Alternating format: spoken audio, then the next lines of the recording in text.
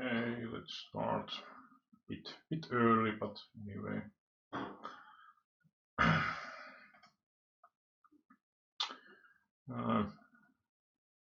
Open red here on the top left with the jack, but 3 colors and ace on the board, so it's pretty high possibility that someone has the ace or queen now. So pretty crappy board. Pretty crappy board.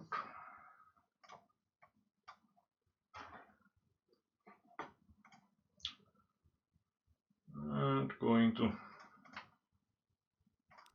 3-bet with the queen.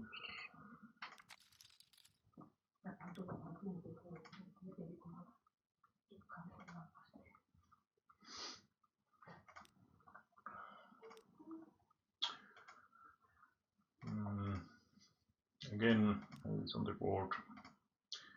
Now it's heads up pot, but there's not too much point in general in betting. Usually you want to aim and try to pot control somewhat on those situations.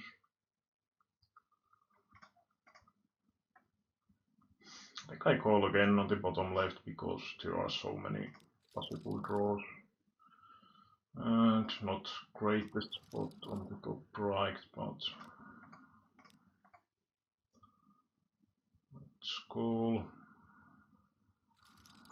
And he had the ace. So not too great results from the 2 big pockets.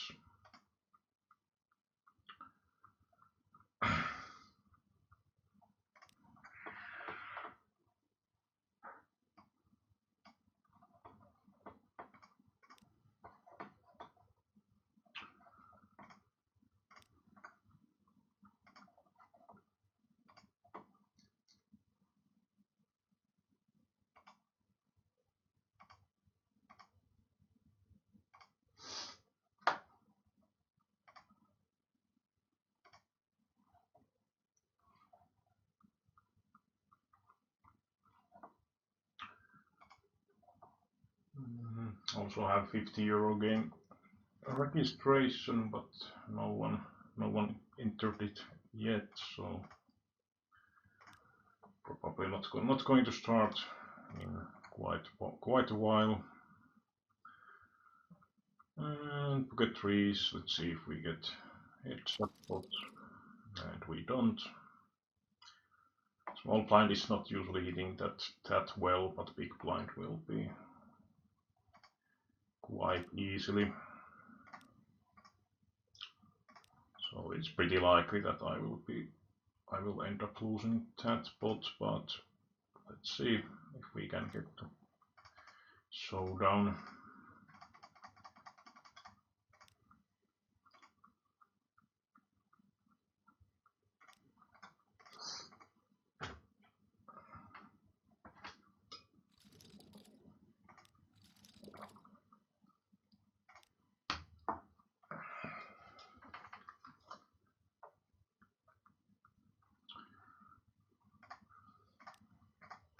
Sort of weird that the big blind didn't lead on the turn, in my opinion.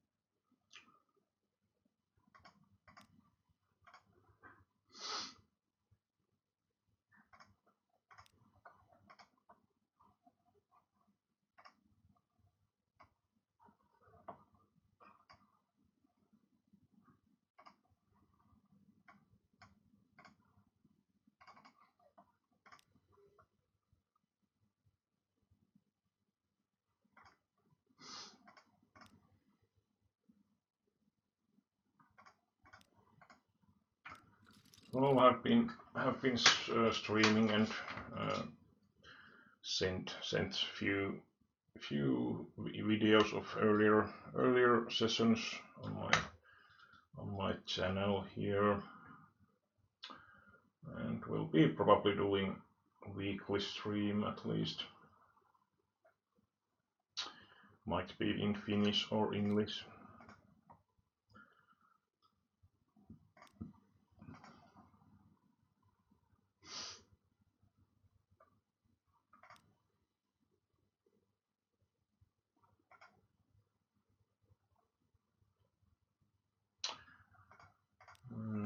For 3 I would have open raised on the button, but against the limper I will be just folding. Though it would not have been the greatest spot because big blind had been quite actively defending his big blind so far, and small blind as well.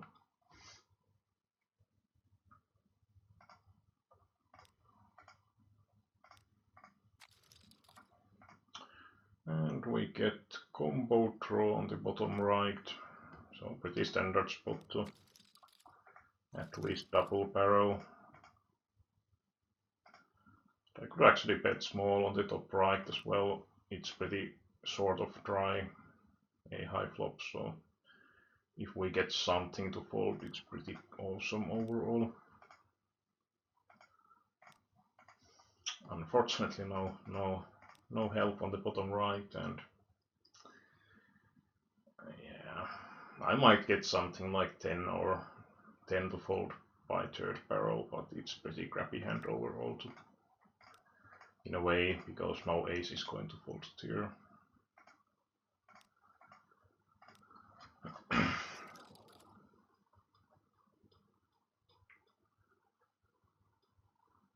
And even the 10 might call anyway. And pretty nice river on the top left. I don't think there is much point in raising. It's sort of unlikely that Willen has weaker full house. He might, but it's hard to get value either ways, and he might have the queen, of course, sometimes.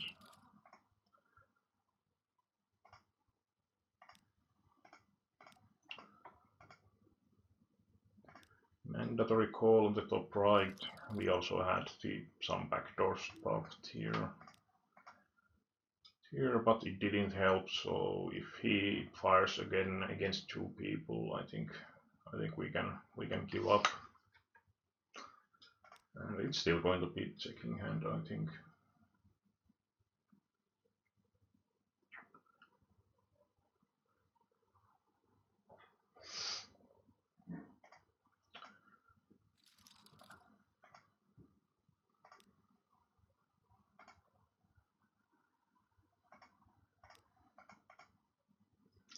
And with this sort of stack depth, I will be just shoving with the suited king.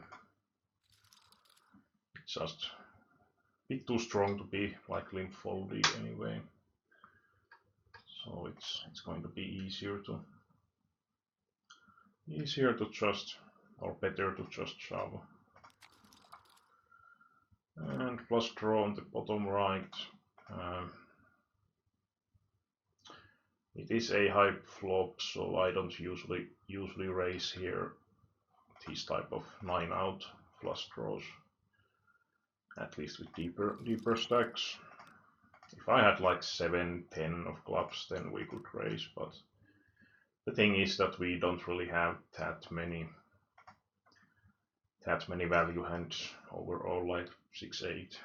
We have some, but I don't think we want to be really raising all of our flushes anyway.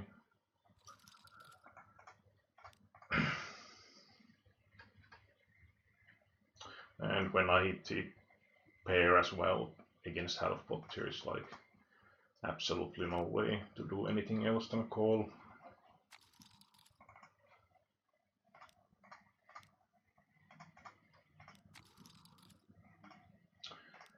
Top 2 on the top right, we are pretty deep stack, so I would just raise here and try to build the pot.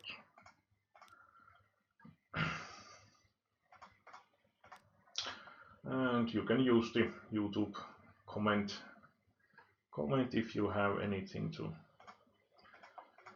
comment, ask, or talk about. in general.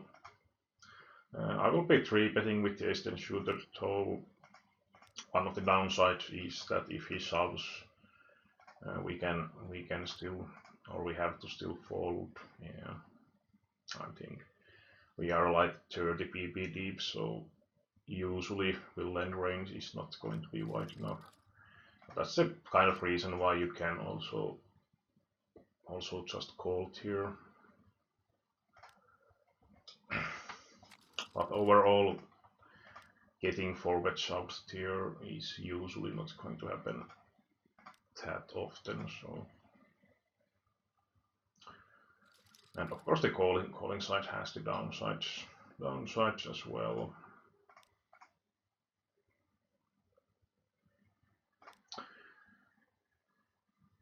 So I have pretty much lost all the pots almost so far.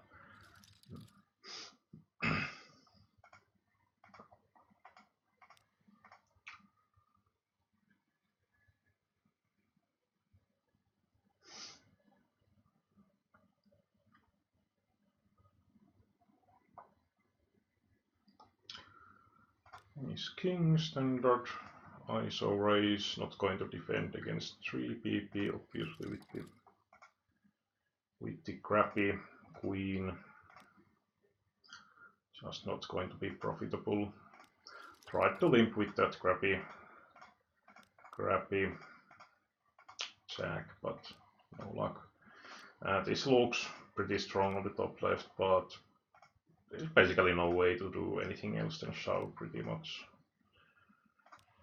Like if you just called here hoping to hit the flop, it's going to be pretty bad idea overall. And basically no equity help on the bottom left, so I would just give up here. So we could get club, we could get 10 or jack. We might try to bet again on ace or something like that, but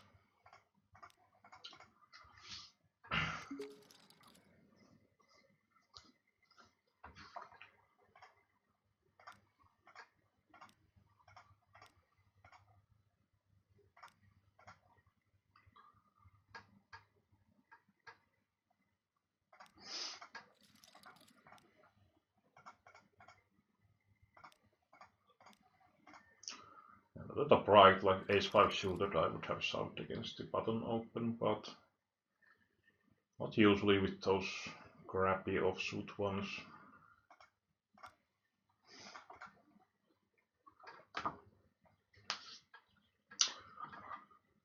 So yeah, basically he's like on the top left, that guy that did that limp 3-bet. It's pretty crappy play overall, because obviously I'm not really going to stack off with weaker hand here. I could ISO raise of course with weaker, but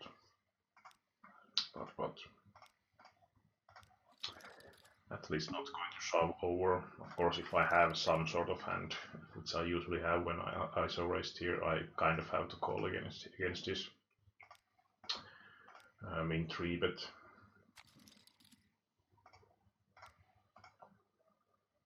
I think it was pretty much min 3-bet.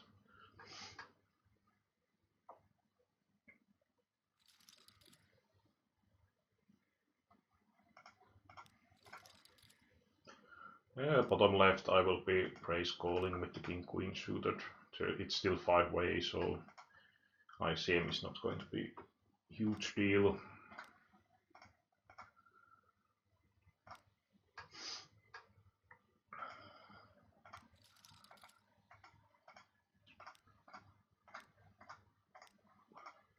And he did continue. Well, I just give up here.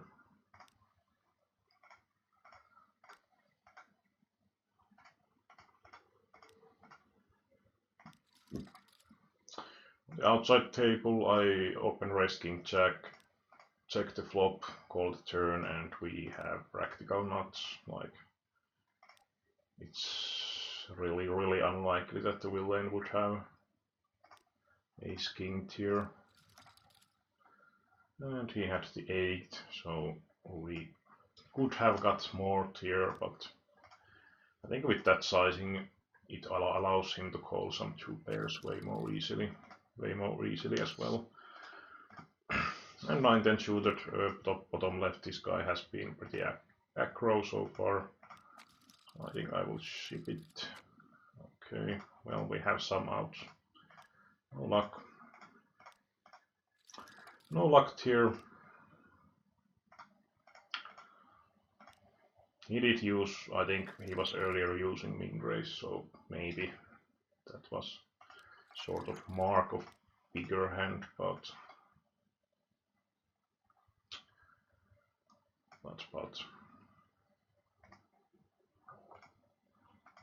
it's pretty decent spot anyway. We have bit below 20 pp, 10-9 shooter on the bottom right, pretty decent hand to flat from position. Hopefully we don't face 3-bet behind. Unfortunately no hit of any kind on the flop, and it's pretty easily possible that open raiser would be slow playing here something, or he has some sort of pocket pair that is not going to fold easily anyway.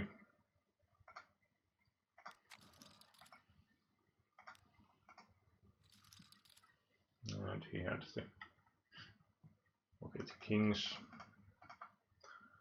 I will bet on the bottom left. Will lane probably has quite often a height here. But he folded. Bet for protection and value.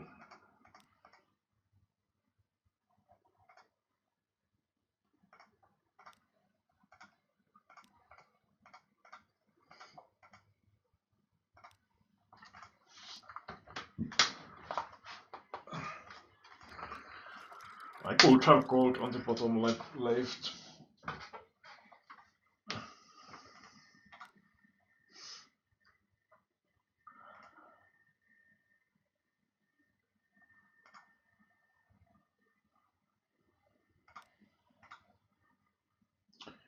And pretty great price on the bottom right, so let's call. Of course in 3-way pot this sort of hand is not going to be that awesome.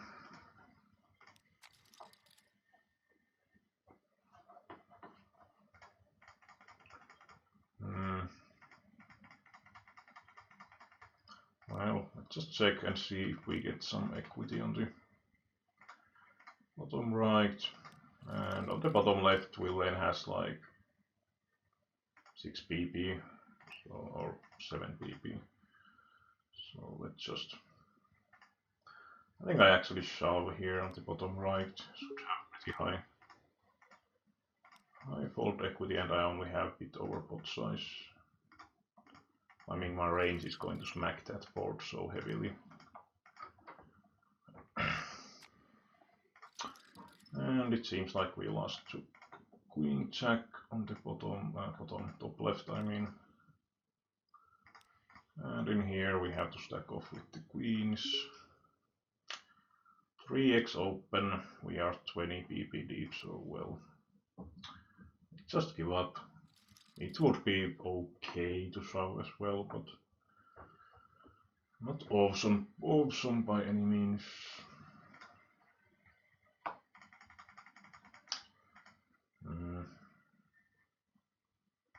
Kind of nasty because both of these guys have such a great shoving stacks, and so it's kind of tricky to ISO raise or limp in my opinion.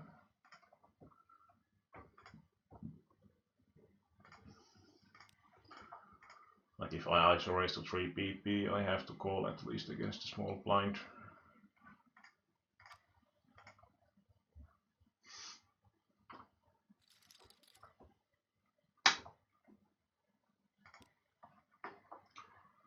Okay, let's take €10 game.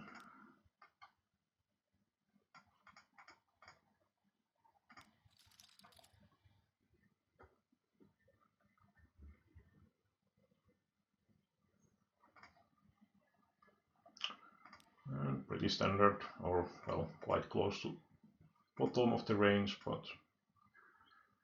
still pretty decent spot to ISO raise on the bottom left, unfortunately facing shove. Bottom right, we could check behind as well, but I think Willen will be folding really often. So shoving is totally fine as well. Of course, downside is that we are usually not going to get called by weaker hand. So we could also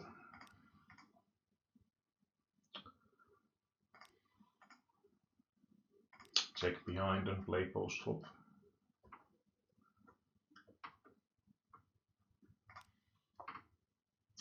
Trying to induce with the pocket 8, it's pretty close, like a bit smaller. I would tend to just open shove and losing flip.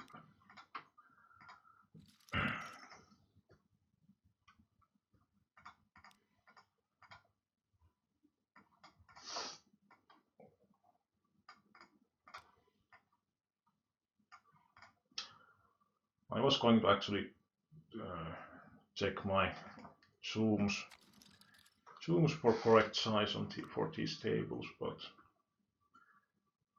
forgot it once again.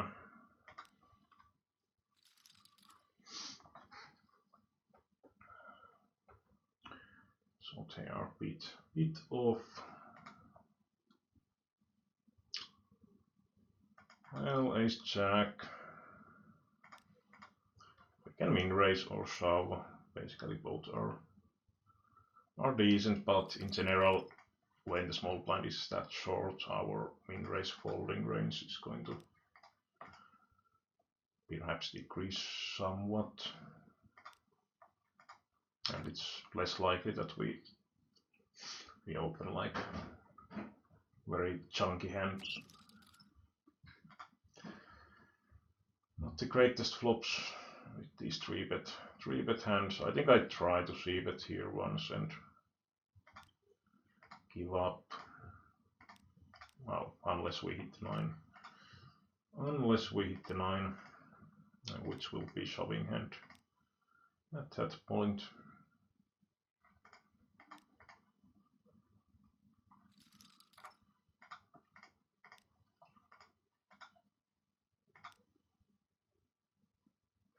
Not sure what happened here, but anyway.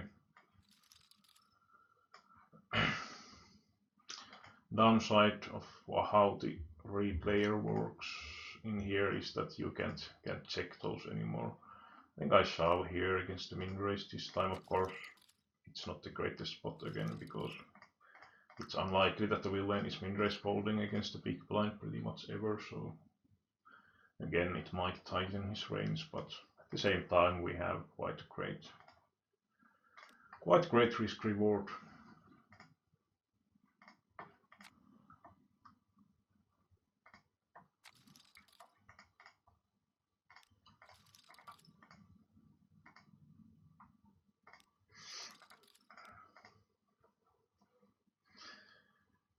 Manages to hit with the ace deuce.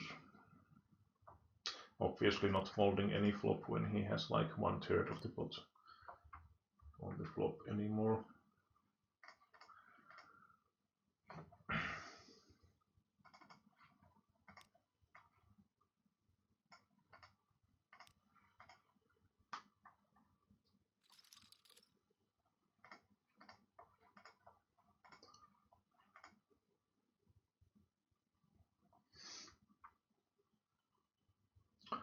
And very standard defend on the top left.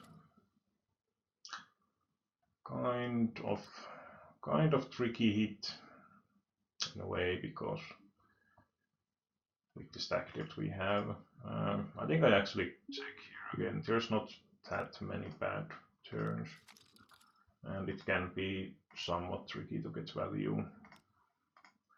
I think we have to call here. Like 8-9 should be really rare. He might even value bets weaker 10x sometimes, so that sizing does worry me a little bit, but I think we can't really fold. We never have better hand pretty much here, and he had the bluffed here. And I will actually make 2.5x raise on the top left. Use that hand as polarized range bottom part. And we don't really have to see that big on the top left.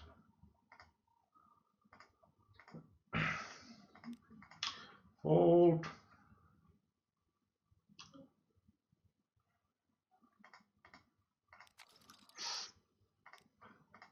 Unfortunately not. Well, no point to continue really.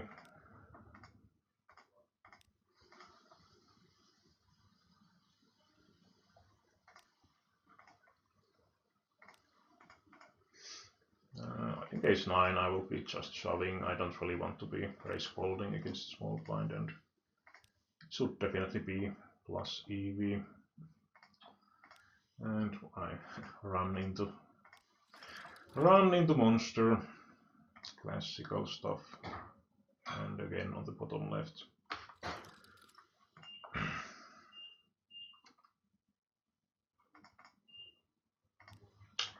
Well, big hand for me this time. Bottom right, this guy makes min 3, but classical fish move.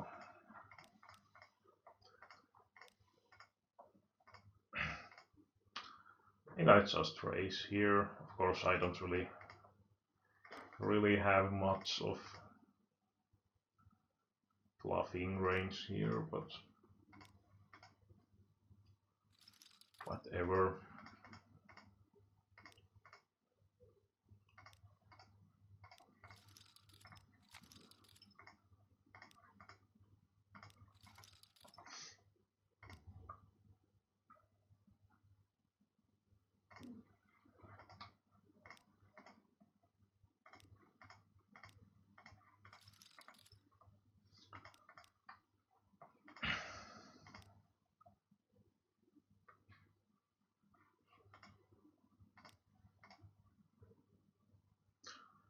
I could actually 3-bet on the bottom right.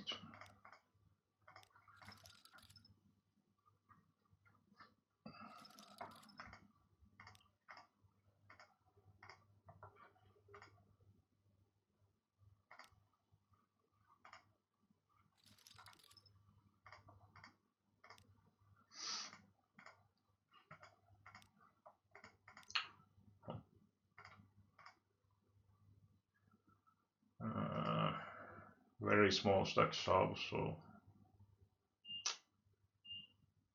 I think I have to ISO shove here. Not awesome spot again, but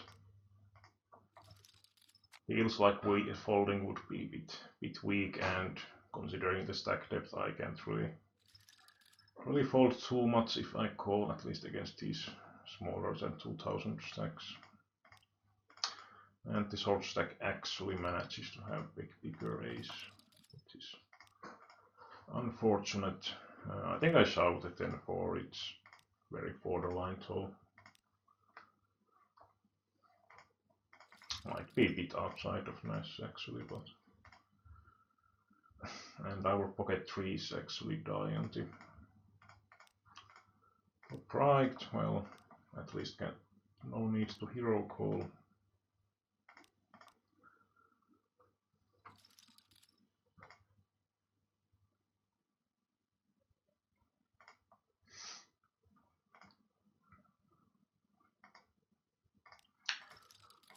Bit nasty on the top left, but I think this is pretty much the bottom of the calling range.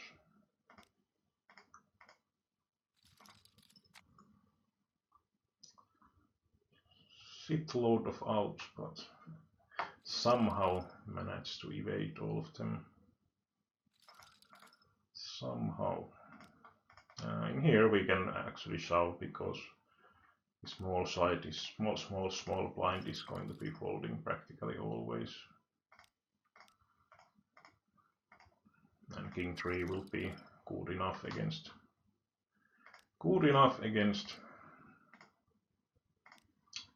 random 2. Any two range. Let's limp with the pocket kings and set up.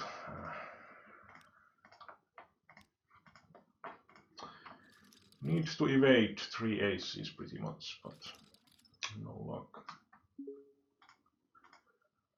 And queen jack suited would have been called even against the shove, but of course against shove it's not like fist bump, happy to call hand either.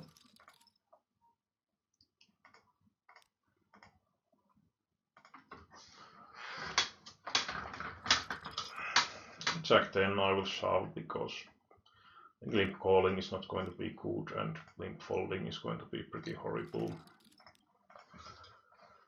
We just end up folding so much equity overall. Of course hand play is good post flop, so from that side it's decent just limp. I think Jack 6 suited is kind of similar to Jack 10 off, that it's bit too good to be limp folded, and king 4 suited definitely call. I mean king 3 offsuit I could fold here, but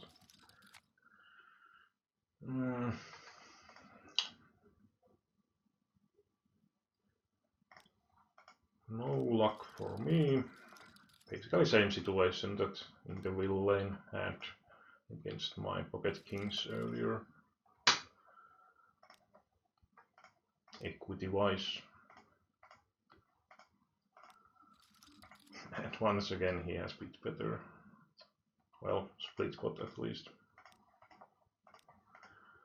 In top right there's not too much point in betting, but I can't really be folding either against sort of normal sizing.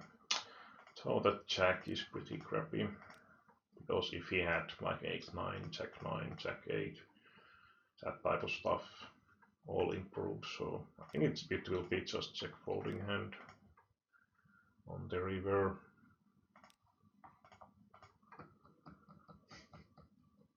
Well, it would be quite a hero call on the top left. I'm not going to make that one.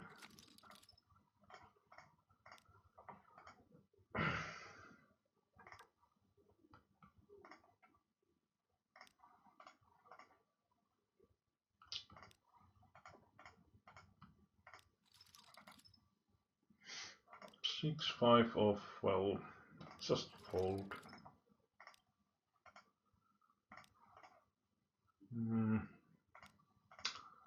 Actually use this one as bluff on the bottom left. Okay. I like to make sometimes bluffs here. Mandatory call on the bottom right. And for PP deep, 10-7 mandatory shove.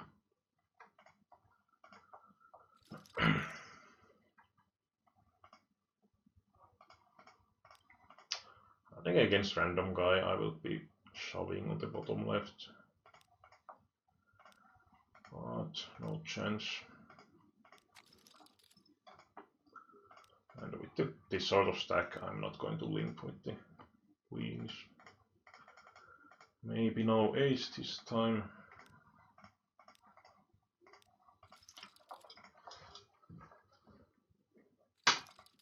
And jack 9 with our 6 PP stack.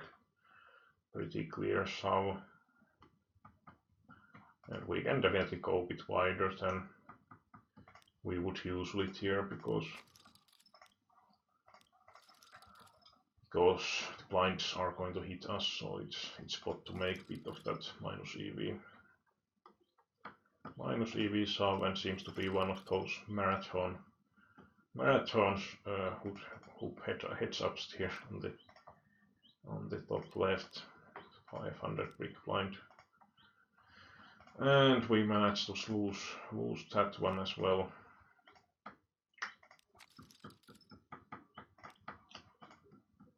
H5 would be calling hand. Well, I don't know about that one. I think 7-8 I will be just shoving here. Folding is not really too good of option overall. And let's min raise maybe. Maybe they don't notice that we have like 2.01 depth stack depth.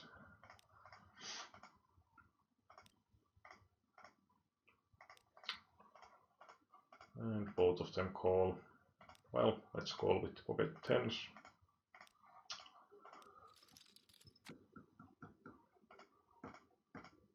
Because if I want to mix those, 6-4 type of hands here, I definitely need to be limping trap hands as well. And we actually get top 2 here, so probably winning.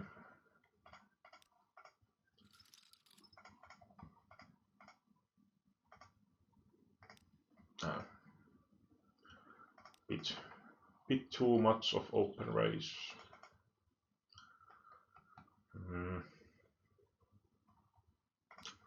I kind of have to solve here. We have such a great blockers, and even if he calls, we might be in decent shape like this. But no luck.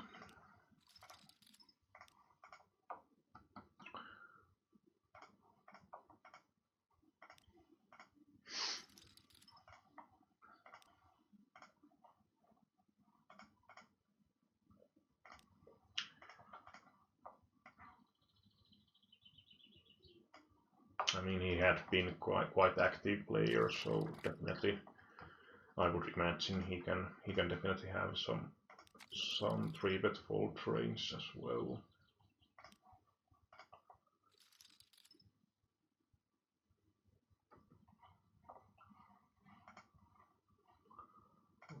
Okay.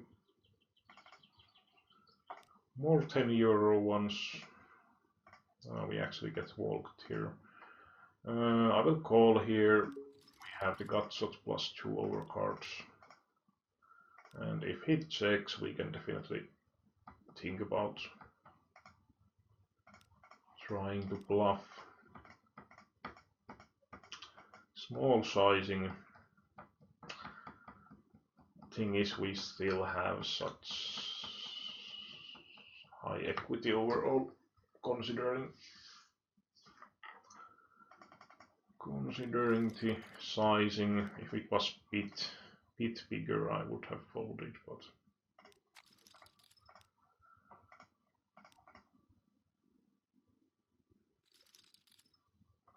well, we still had 10 outs here against that holding.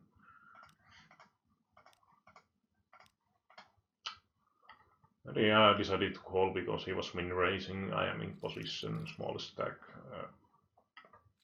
Not totally sure because we have such a shallow stack, but the thing is that the hand has pretty nice post playability still, so we might catch some sort of hand we can semi-bluff against small sizing and so on.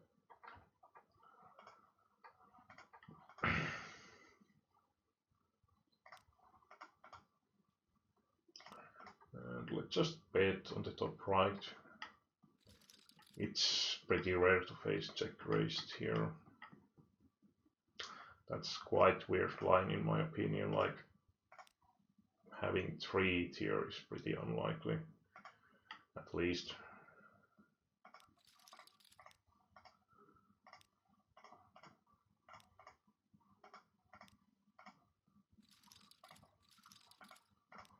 idea why he thought it's a great idea to donk bet suddenly with the A high. Like you have the showdown value, so why turn the hand into bluff basically? I have like no idea. But that sort of stuff do happen. Kind of borderline, I think. Limp call on the top bottom left. I guess that sizing I have to call. We actually get open-ended straight draw as well, but it's kind of nasty if he shoves here, which he might pretty easily do. But now that he checks, there's pretty much no point to bet, because I don't think we really get better hands to fold.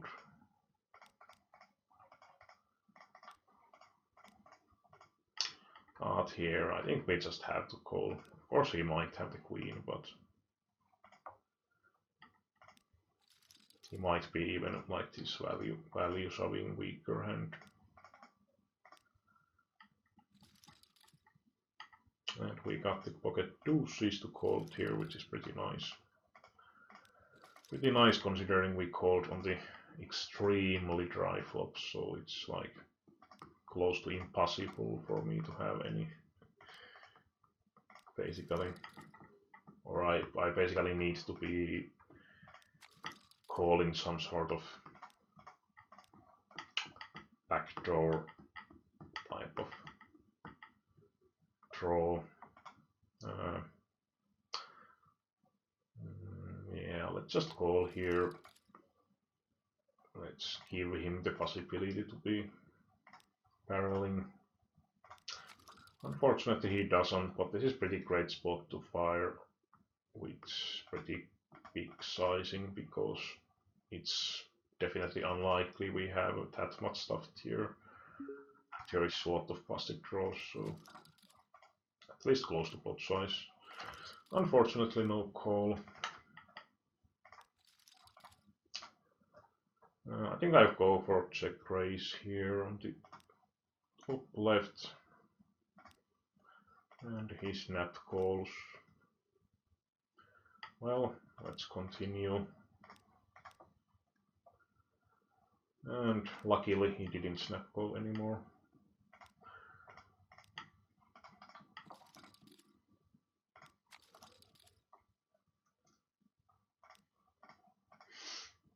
I think I'd just try to raise on the bottom right, because it's pretty nice spot stack wise to try and put pressure on the medium stack. We actually have I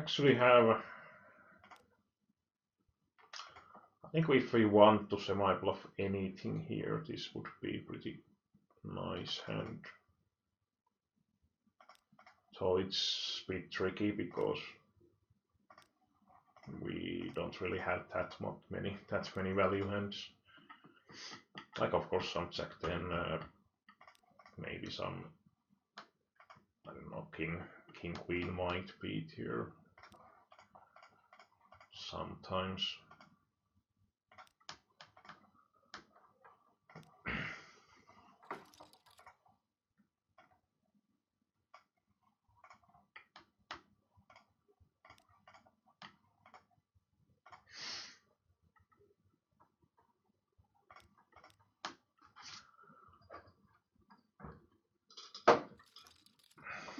Bottom right, that guy seems to be pretty active considering the bubble situation.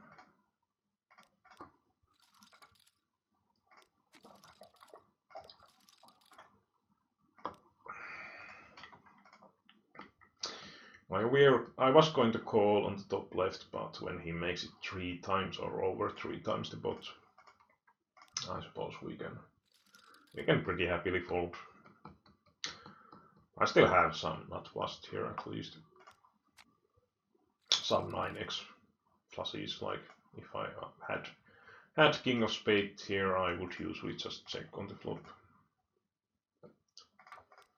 but unfortunately not this time. I think I actually folded here, which seems a bit weak perhaps, but I think in general when they 3-bet from the big blind like that, it's just going to be so often a very value heavy range.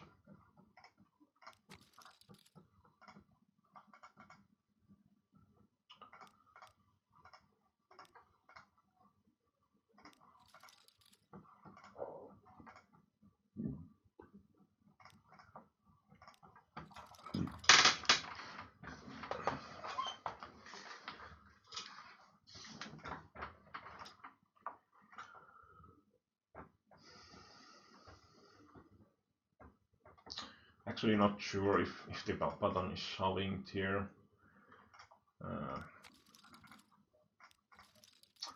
The thing is that I think I have to call because his range is capped, plus by doubling through him we actually get such a high chance to win the whole thing that I think it's mandatory, kind of mandatory call, but not really great spot. Oh well.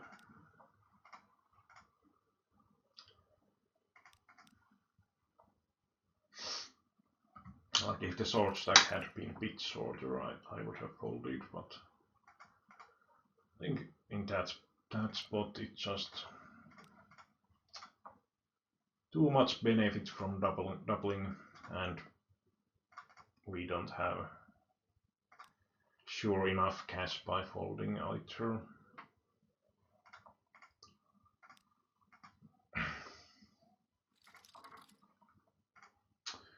Oh well, pretty crappy flop, or really crappy, let's say that way.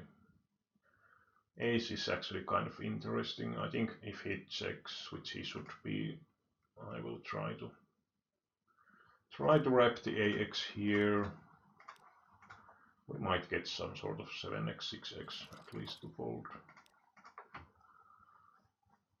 And it's kind of nice if we get even some random club without anything to fold, because it has such high equity anyway.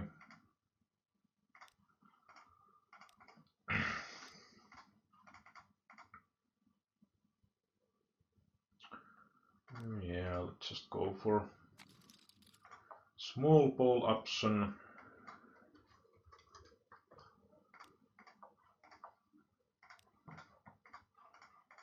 Well, can stack off with 10 high flush draw.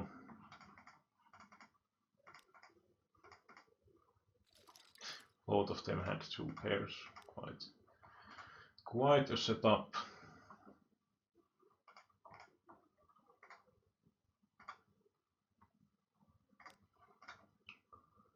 And bet of 50. There's no way to fold with my 2 overcard.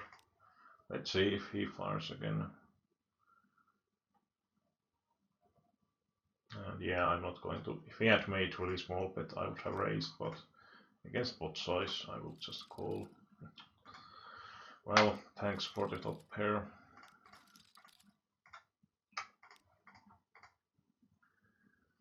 Oh well. One of those not really that lucky.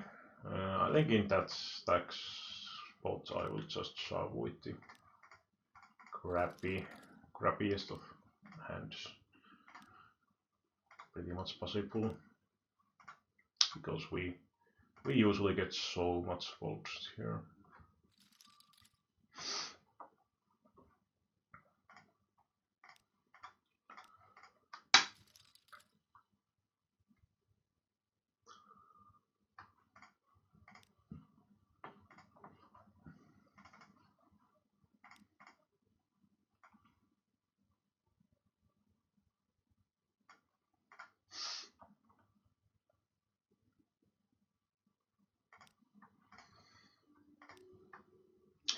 And don't really want to be ISO racing from the small blind with ace-9.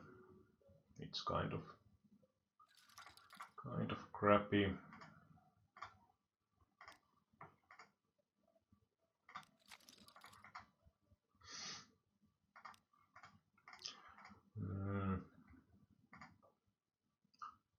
Okay, I I think I will semi-bluff on the turn.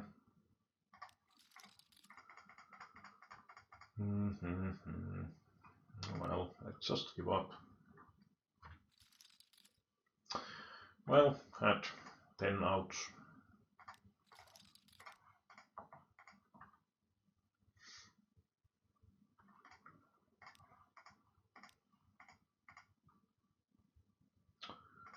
Let's try to spew. Okay.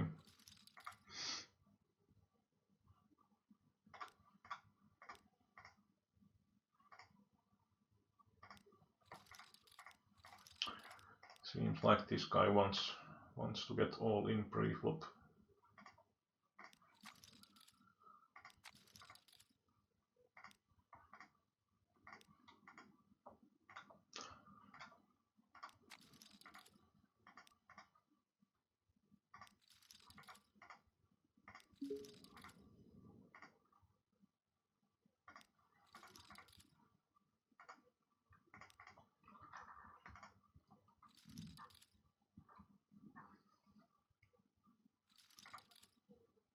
Well, let's try once again. Okay. It's possible that he just catches monsters, but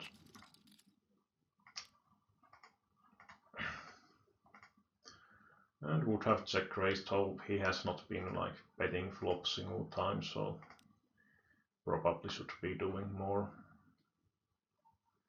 leading flop.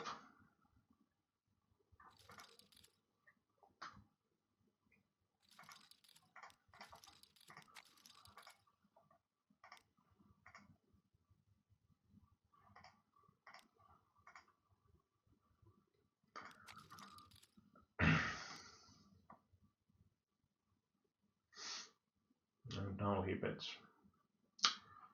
Well, usually I would call here. Well, let's call. Maybe he bets because it's so dry. Or he has it, but we can just check fold. Fold this one. And he had just jack high. Well, let's try to limp. Maybe that is more allowed than in raising.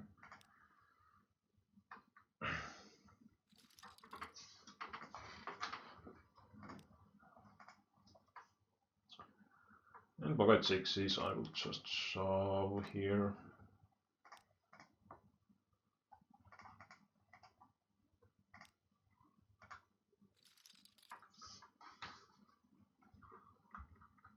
Not really a hand you want to usually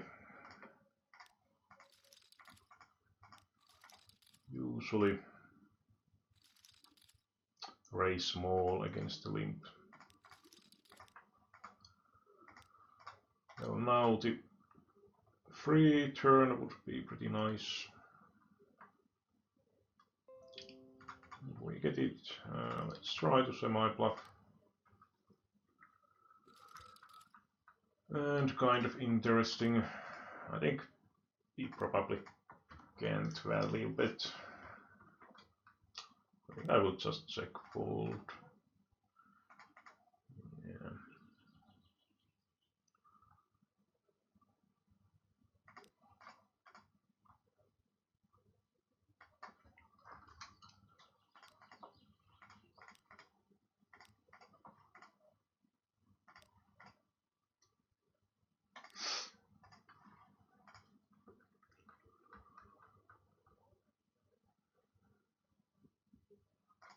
Check raising seems pretty air heavy in my opinion here. So I will actually shove here. This is pretty questionable, of course. Like theory wise that's horrible, but I just think that he's full of shit, so to say. Very often.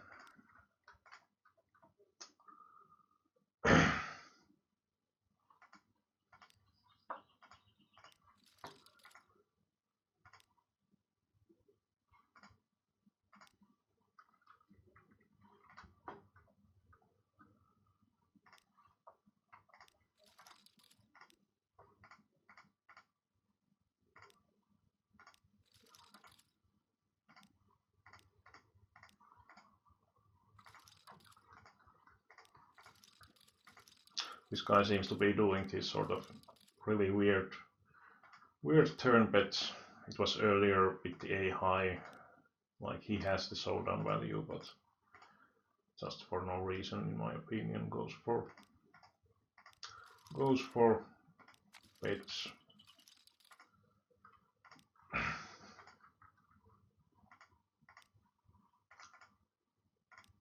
And running into nuts on the bottom left, nasty, but not really anything we can do here. And 300 we have. Well, let's see what happens.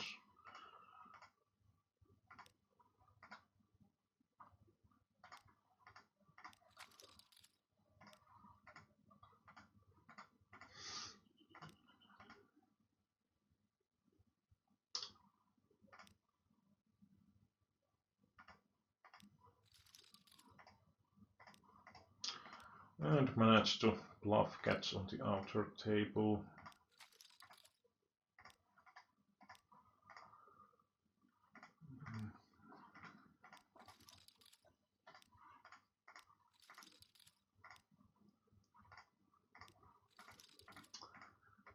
Kind of interesting. I would usually check call here, but this guy makes so much of those like king high, a high type of bets here that I actually think that check raising probably make most sense. And I will fire the river as well. Let's see if he folds, or did he actually have something, or he heroes with the a high. That's possible. That's possible.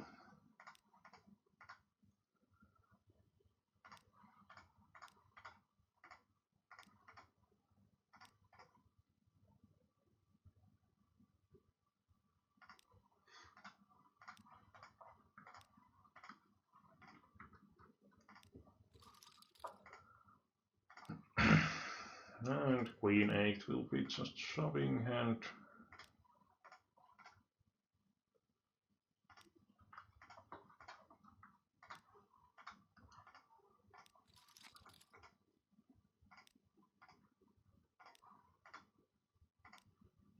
Well, queen 10 we can limp or shove. Of course calling if limping. And king 4 is pretty mandatory against that stack depth.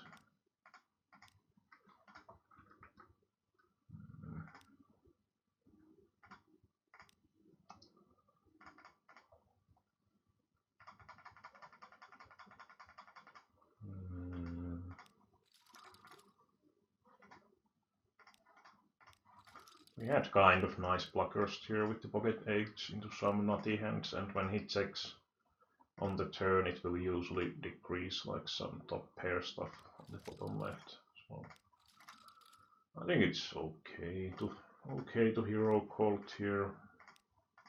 I'm just trying to check in the showdown with king high. And well, it's fold.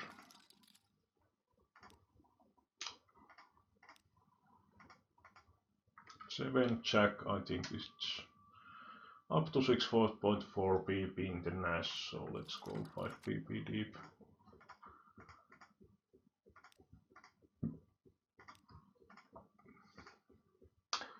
I would have probably bluffed on the river if he had checked, but trying to get some a high type of hands to fold, but yeah.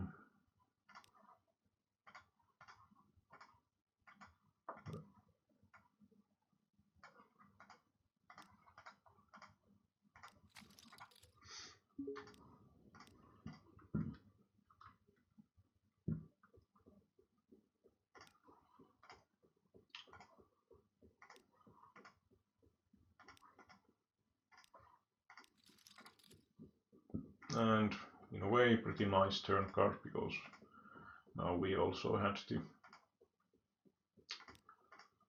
diamond draw, so definitely would have continued against turn bet. Of course not like very eagerly, because there is definitely good amount of better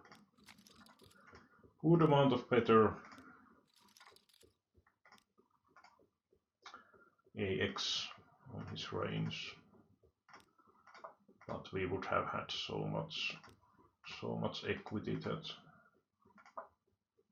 and very small sizing on the bottom left, and pretty mandatory value bet with the ace on the bottom right limp spot, and he check called on the turn, so quite often we have the best hand and can definitely get. And in other table, well, I will actually call here maybe. If the button is some physical, we might induce action more by calling 9-5, and he actually wins. Oh Jesus. That's the way. That's the way. Some quality poker here.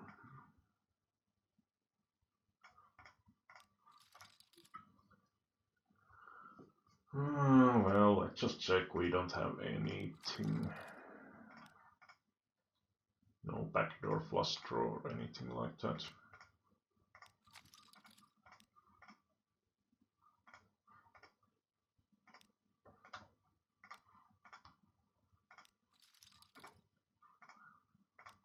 Actually called on the top left for showdown value and for the equity we have. So just checking the river.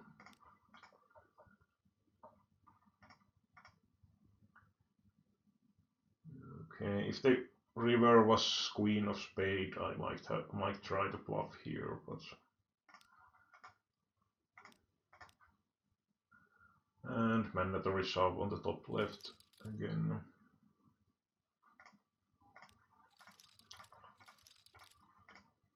And in here we can induce with the pocket tens.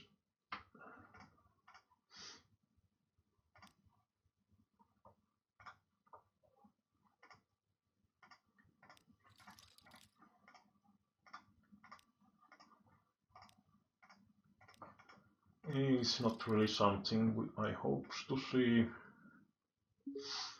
So, well, it's kind of tricky because he does check call on the flop, so he can definitely have AX, but considering he just called pre, might get some AX out of his range, but I don't know.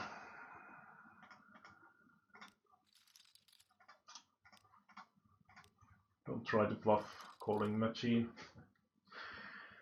Yeah, that's pretty much what I hoped for him to have, is some sort of 6x type of 6x, 4x type of stuff.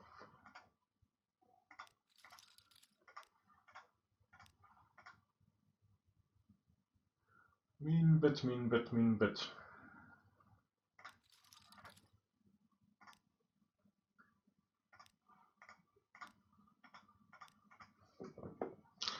No two pairs.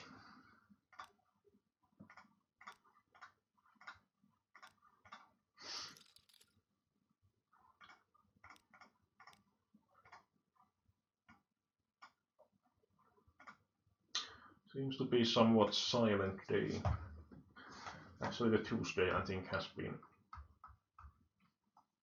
kind of silent quite a few times. So maybe using some other day. Of course, it's not such a bad thing that it's not that active day for the streaming side. Let's just check with the Jack 10, pretty nice post-up playability. And we actually get combo draw on the top left.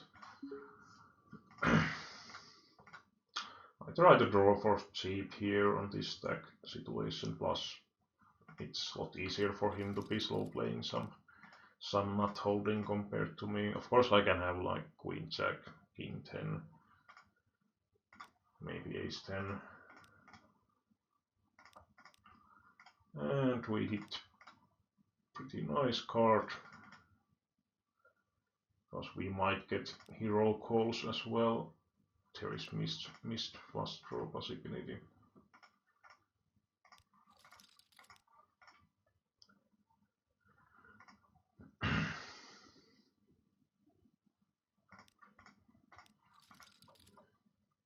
But yeah, usually if I don't stream, I play like 7 tables pretty much, because I think more than that it's just like if you happen to have like 3 heads up, for example, and then some 3-handed action at the same time, it's just so much action if you have like 9 tables or 8 tables. Well, sometimes I have had 8 tables, but well, let's shuffle the bottom right. I have been pretty passive here, and we hit the trips, but no, not enough on the top left.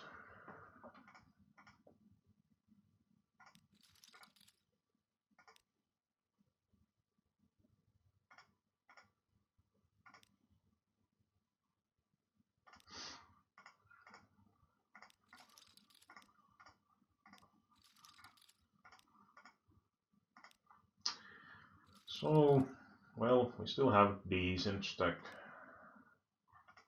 but we are not.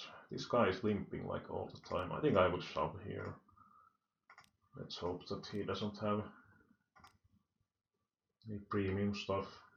He has been so often limping here that I just think we have quite a good success possibility. I think king 7 suited is probably okay to shove it here. I make the non-all in play, but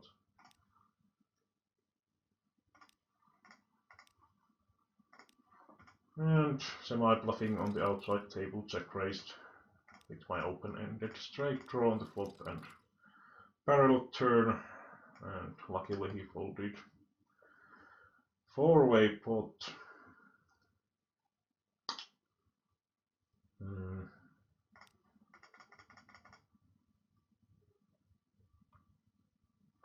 Well, let's try passive line. I don't know if I have such high fold equity, but high enough fold equity being in 4-way pot. Well, 8 wasn't really something I hoped for, but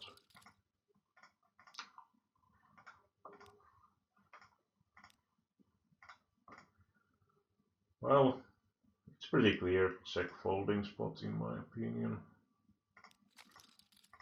Like, I think the possibility of Williams bluffing in 4-way pot here is low enough that we really don't need to be hero calling. Of course, price is great, but let's fold anyway.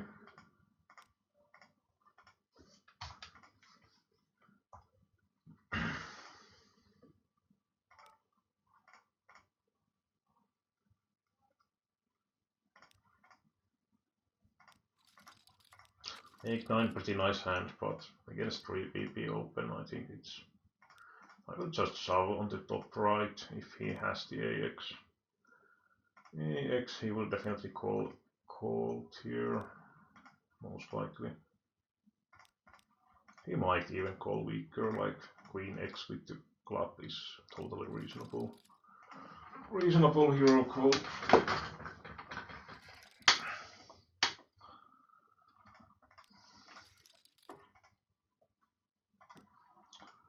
And ace king, obviously. Snap call. Let's evade the 3. Nice. Nice one. And I open raised here, got 3 bet, and Now we have the combo draw. No action on the flop. Okay, well, I think I go for fourth turn bet. Let's hope that no one shoves. I think I just call. The guy has been kind of passive, and we get the fold, which is pretty great.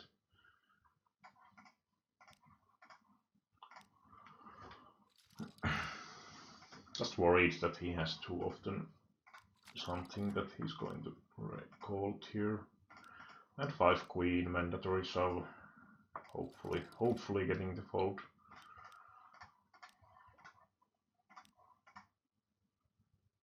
Hopefully.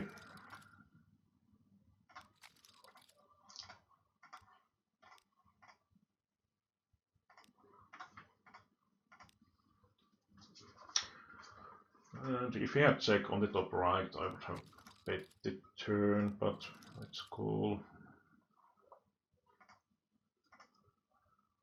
And I think I shove with the a7. Let's use the blocker. It's in a pretty okay spot to raise, pretty wide here, stack-wise considered. Oh, well, let's fold.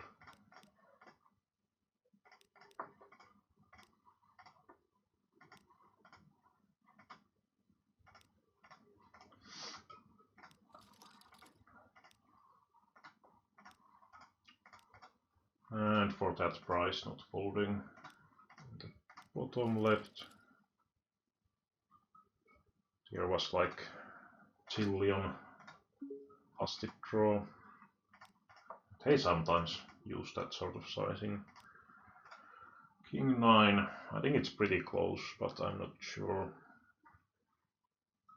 I'm sure that I would definitely call. At least King 10 I would call, but I'm not totally sure about that one. Might be okay to call here.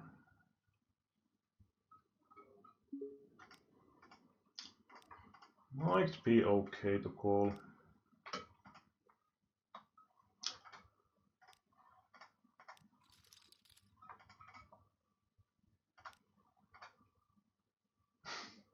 Seriously, Jesus. Oh well. Just absurd. Like,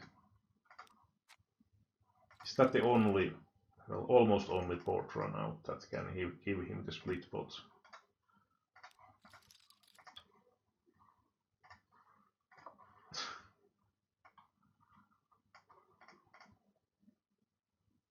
Well, Jack 10 he can win, but of course 8-8 he can win.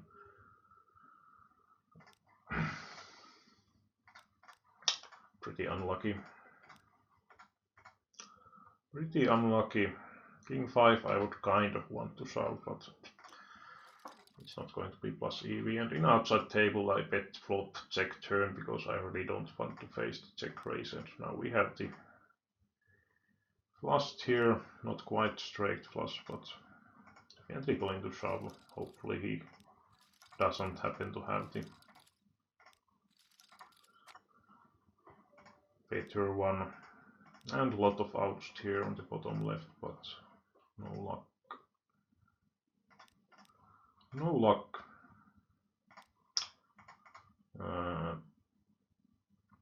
Well, let's shove.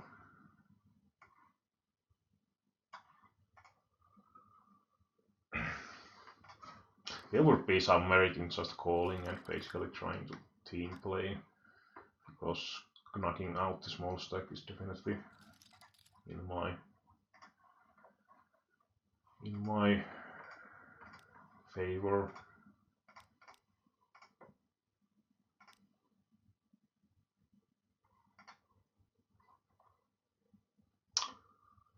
No action, please. We might even win with the third pair.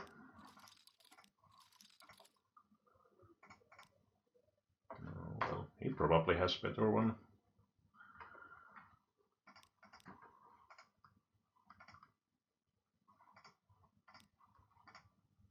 Or he's bluffing. into sideboard of 70 chips, needing to beat me. Not really greatest option, I would say. And then 4, I think I shove with the 7 PP, should be even in the NAS, I think. Well, momentarily we actually got ahead. Yeah, it's I think 10.5 PP in the NAS, so pretty okay.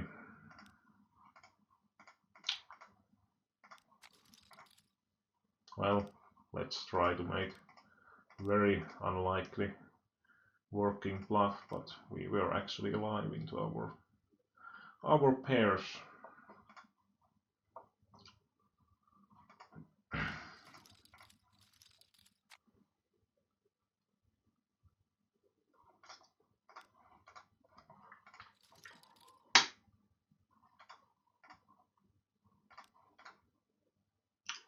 And hello to someone watching. I'm not sure if I can see like what's the nickname of people watching. Pocket sixes.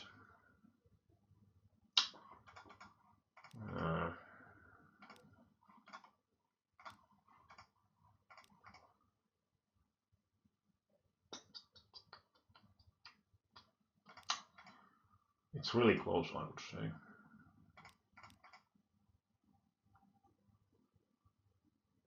I think it's a bit better than folding. I think it's very, like, I would have probably folded pocket fives.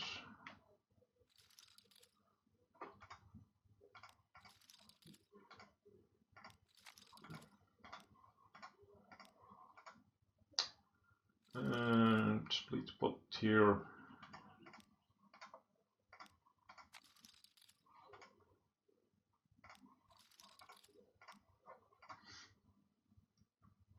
That's always weird when they use that sort of sizing, in my opinion.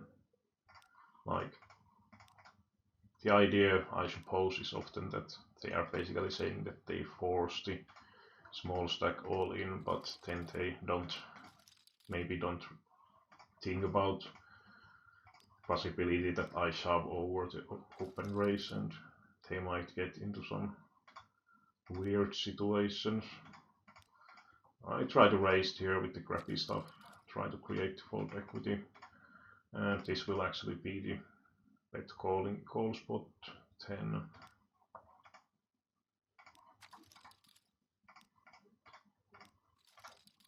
With the 4 high, and we get here, I think. It's split pot.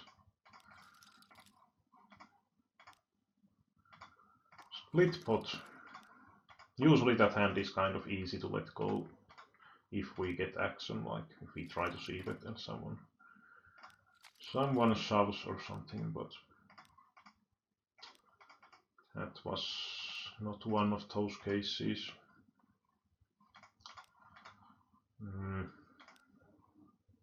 Well, let's call once. King high is pretty strong in that here on the limp spot overall. But it's kind of close in a way that we don't really have any sort of like backdoor flush draw or that sort of stuff. Just decided to call on the turn because I have so much overall weaker stuff in my range. 9-6-5 will be limp calling hand. King deuce, wow, that's pretty weird. Weird stuff here. Let's take that this heads up table. Like if this sort of stuff happens and you have 8 tables then, or 9 tables, it's going to be very hectic without any sort of third party support tool or anything like that. So and it's already 5-handed, so there is going to be more hands overall, even in full table situations. More hands per second, that is.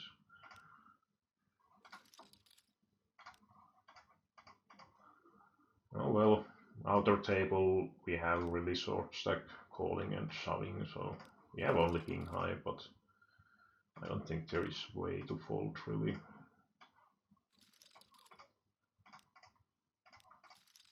And min raising against my limp. Pair plus cut shot here. Ace is actually kind of interesting because, well, his sizing is quite small, so he might be value betting the 10x. I don't have club, unfortunately. Well, let's call anyway. Okay, he has 2 pairs. Well, perhaps it was lucky that I didn't have. I might have tried to bluff raise. And 6-7 is kind of, you can shove or limp type of stuff.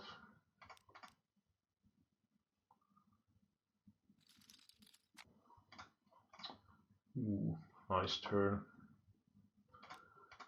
I think I just shove the king 7. We can also limp, but it's usually limp fold. Unless villain is like really aggro. Let's take the table.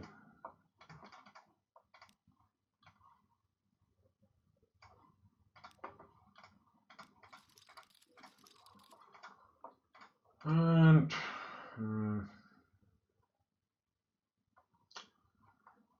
well, it's kind of close.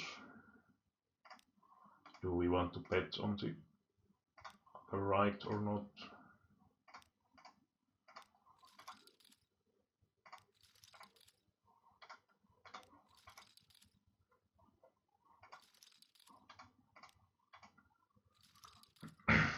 Because the main thing is that if we happen to get check raised, it's going to be always kind of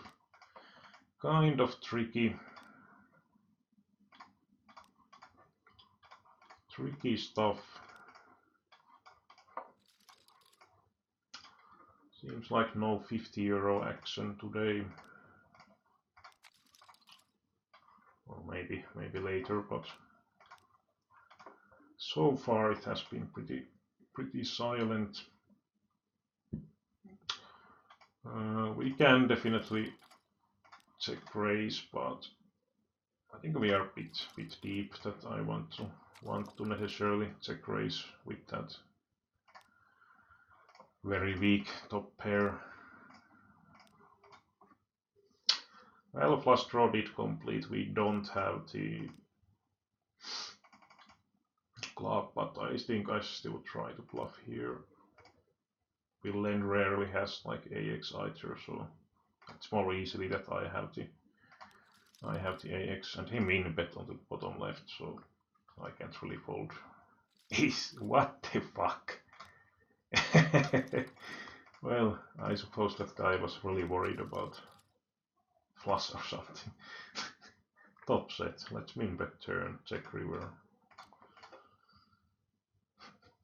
Pretty funny stuff.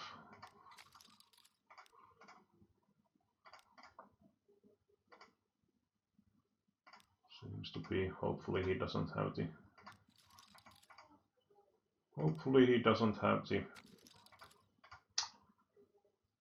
trips.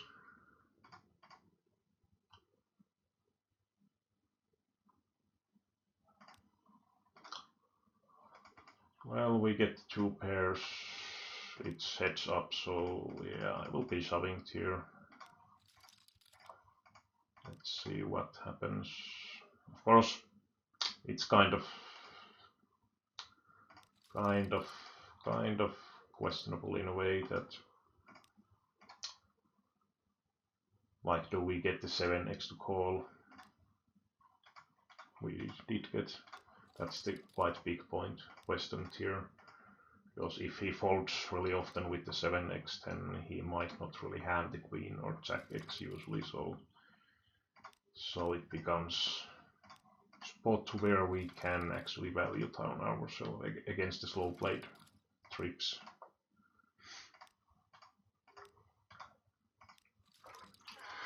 Oh well, unfortunately he shoves. We could have also shoved the 8-7, but we are kind of deep. And 4 on the revert here, but this time lucky. Again 10-8 suited with that stack depth. It's just such a high equity hand that didn't really want to. Okay, this guy seems to be shoving like all the time. Well, let's not try to limp that type of hands anymore.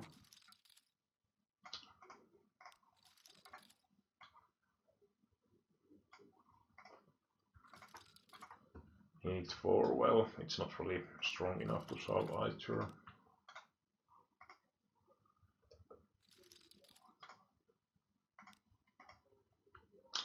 And Queen 4 is not really calling hand either. Well, let's try with this one. A kind of interesting flop because Villain rarely has the AX, especially as he has been really aggro. So I try to bet here, protect my equity.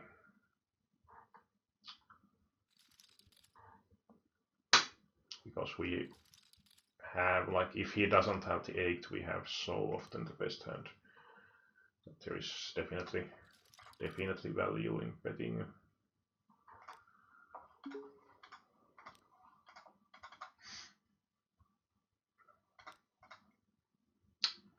And let's try to bet if he checks on the bottom left. And well, he did call from the small blind on top left, so it's less likely that he has the 9x type of hand. So I think I have to check on the. Well, he actually managed to have one of the plausible 9x's, but the thing was that I was also splitting against weaker 10x, and yeah, 10x if he somehow has it. But that's also kind of unlikely from pre-flop range anyway, of course.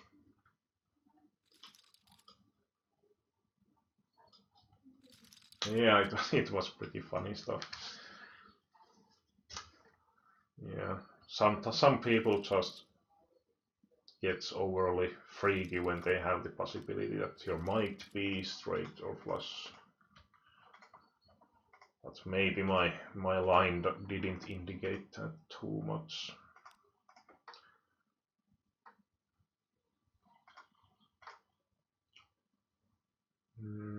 We actually have 4 people on the 50 euro now, so kind of nasty situation on the top left.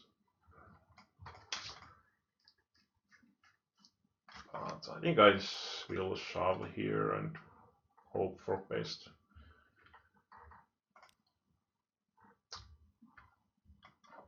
I think folding is probably a bit too tight. Calling, well, I suppose it's possible to call here, but it has some downsides too, like we give really great pot odds for the open raiser. But I suppose it's a spot where no option is really that great. And even folding is not like horrible by any means.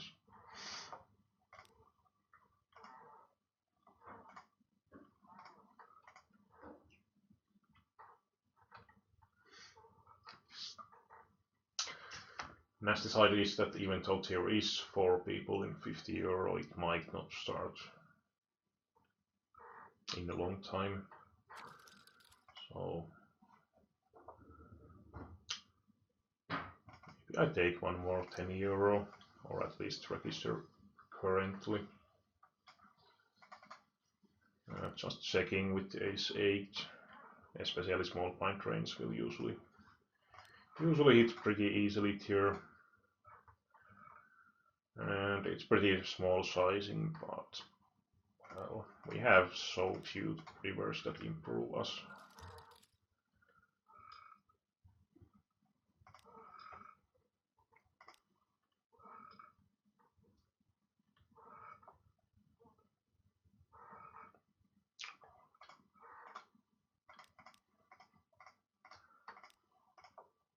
Still clinging for our life on the top left.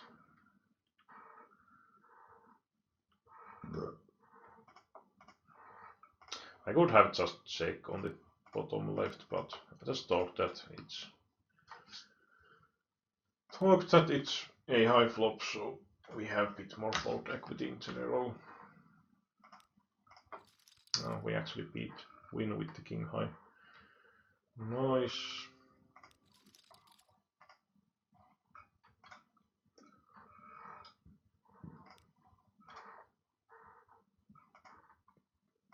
And ace deuce obviously with the 5 pp. It's just mandatory shove and hoping for best, which is pretty much everyone folds. Of course, especially big blind, small blind can be calling with weaker hands, and these guys maybe also with some Broadway stuff. And jack 10 I have to call against the small blind. Bit behind, huge amount of outs, and somehow I evade all of them.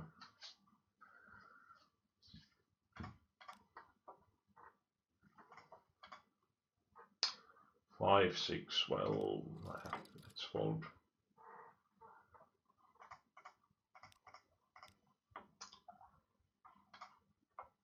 I could have solved that one as well, but I don't think it's at least in nest here, but it could be plus EV anyway.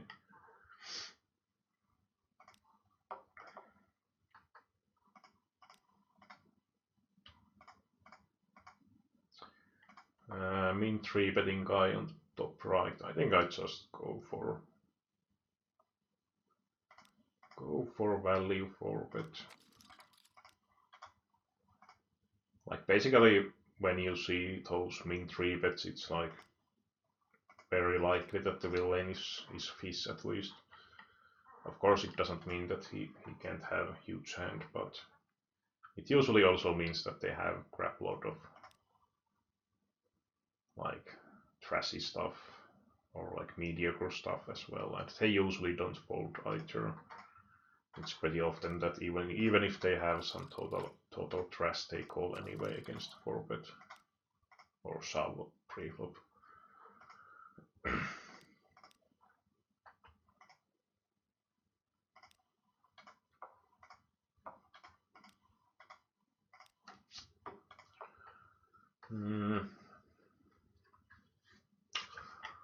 Well, let's check with the king jack.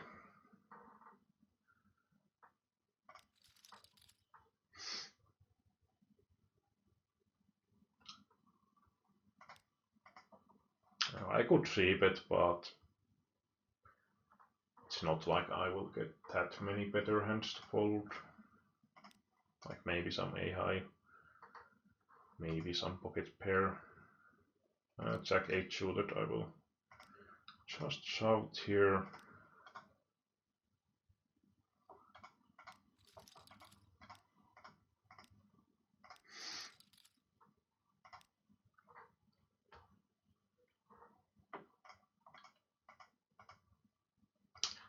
Kind of nasty turn on the bottom left. Plus also now if I hit the 7, it's actually the kind of bottom end. Bottom end straight, so let's just give up. And checking back the mid pair and flush draw. And we don't improve. This really looks like some sort of queen x king x, so I could consider about Trying to bluff raise. I think my 9 is not good enough to call.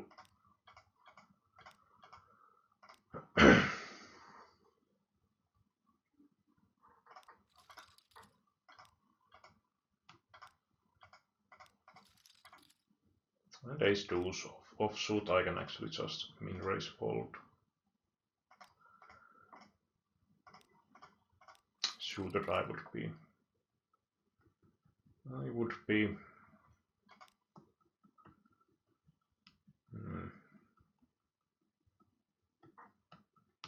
Oh well, let's give respect.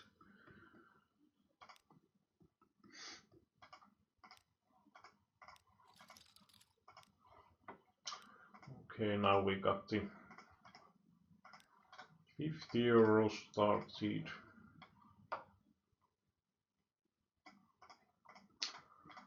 Pocket aces.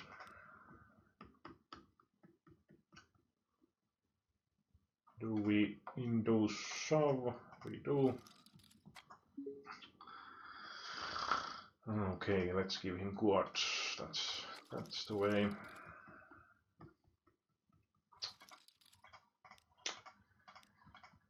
Blah.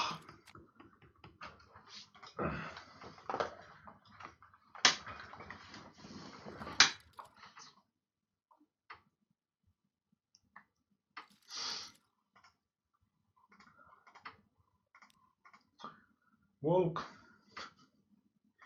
would have been kind of funny. And we double up again.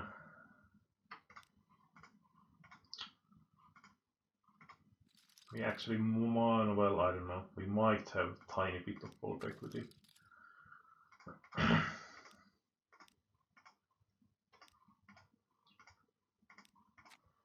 One more double up, please.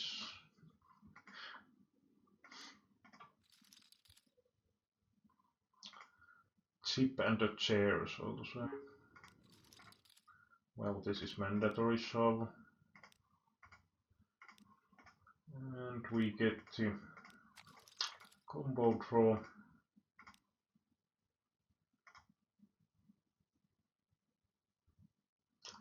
Yeah, I don't think we want to make bigger than that 240 at least, because he usually doesn't have too many AXs either when checking the turn.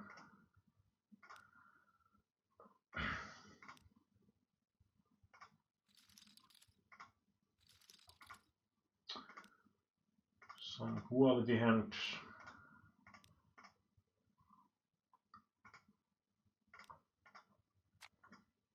Well, looking good. No runner on a straight. And absurdly small 3-bet on the top left, so don't really like to call, but for that price, I suppose it's sort of mandatory.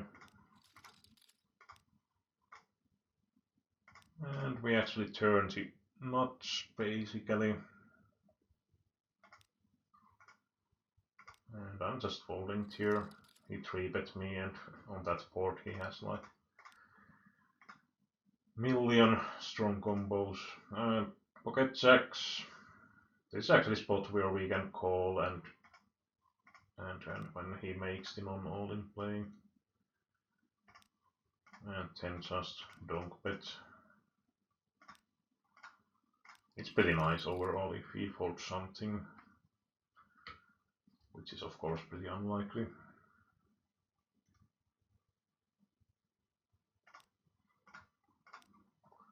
The main thing is that we don't create situation where we shove the big stack calls and the small stack can sort of evade the all-in situation. So usually when I call it here, if the big stack shoves, then usually what happens is that the small stack will call his last chips and we can call behind. Of course, sometimes small stack folds anyway, and then I would have called anyway with that hand. Had that hand in that scenario, but with some hands we can end up in sort of nasty scenario. With the 10 jack we can also limp, which of course limp calling at that point, but and I will call from position on the top left and set mine 7 queen. I think in Nash it's going to be, well, it's actually a bit outside of even the Nash, so let's fold pretty happily, and of course raising the bottom set here on the top left, hopefully no club, so we can happily continue.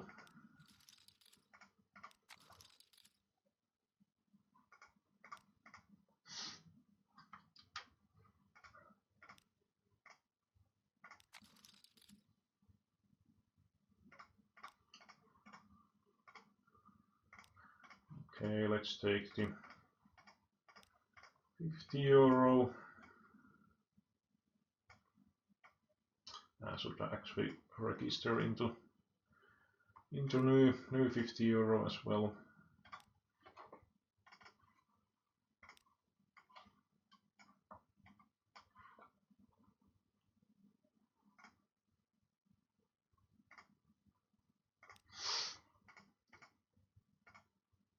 And yeah, I have to call on the top right. He has only like 6 PP.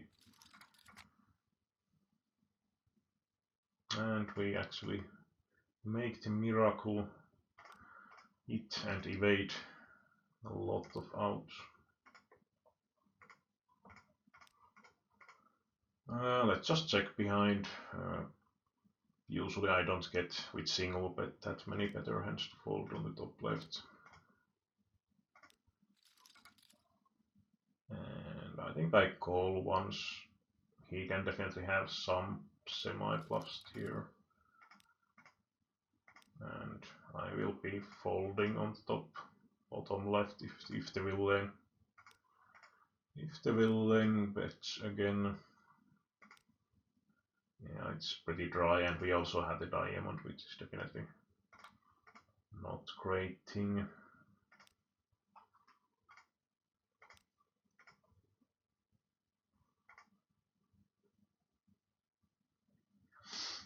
It's always nasty when you have those big pockets and it comes AX flops.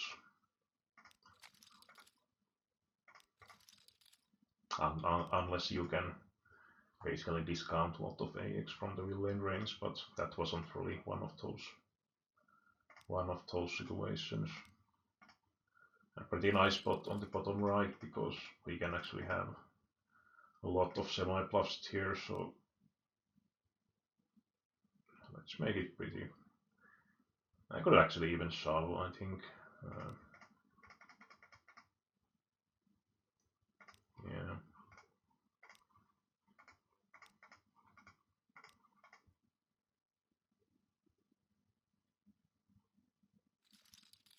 And he rolls with the 4. Well, it was in a way okay hand that he didn't block any of the semi-bluffs, but yeah. And ace-9, I think I have to fold it here. He's also very deep against the big blind here. And well, let's just fold it. Like in here on the upper right, AX is so unlikely that I will bet again for value with the jack. 8 of spade is kind of nasty. It makes hard to get value from anything weaker. I think like Jack X might call, but I mean quite a few of our semi-bluffs on the turn will be turn flush draws, which completes here, so not really worth it to try to value, but pot size bet here, yeah. Let's just fold.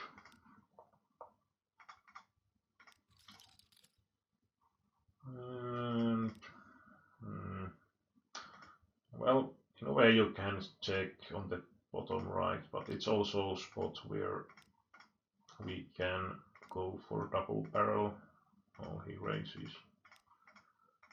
Well, it's just min raise against our small bet, so I think I call here with the 2 over queen, giving nice open-ended straight. Of course, he might have like set or something like that, so our top pair. Deuce is actually pretty nice because it decreases some of those set combos, so I think I just have to call here overall. And yeah, he had one of those pretty weird stuff, and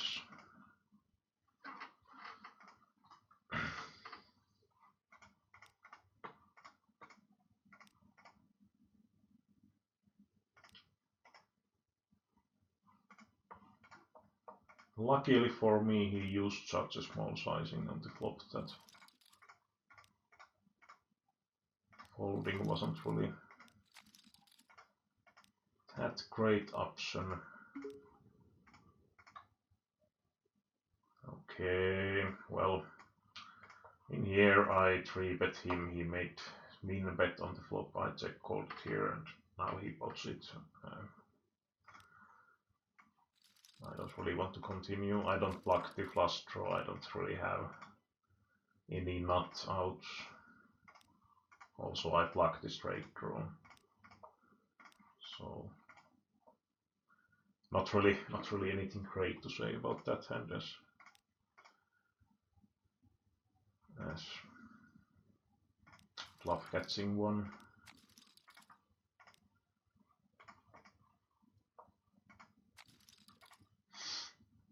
And pretty nice spot again to bet big on the, or relatively big on the bottom right.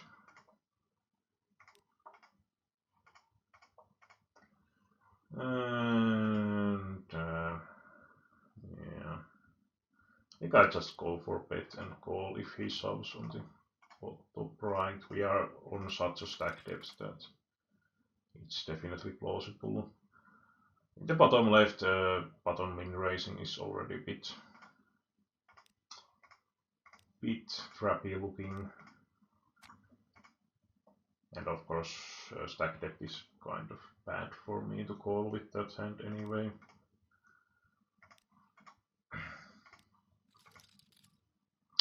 Pocket kings. I think I go for the min raise. Against good players it might look like pretty face up.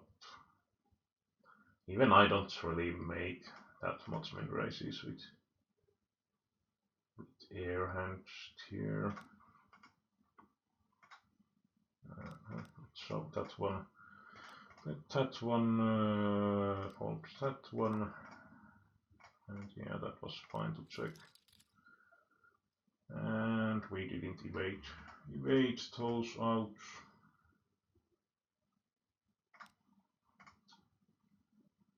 Unfortunately.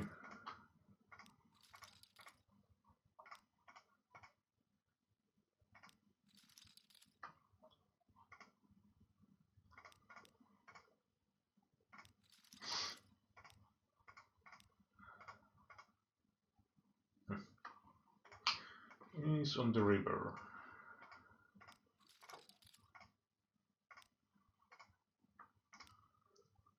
And I won't be betting here because he made pot size bet on the flop, but of course calling against that sizing. Oh Jesus.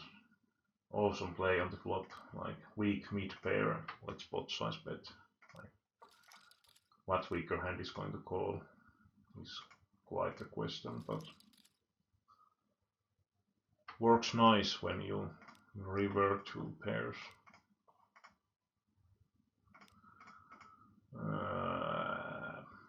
Well, let's shove. I'm not totally sure if that is even plus EV, because it's such a disaster when the big stack happens to wake up, but probably not horrible in any situation, unless the big stack is calling with some very very crappy stuff.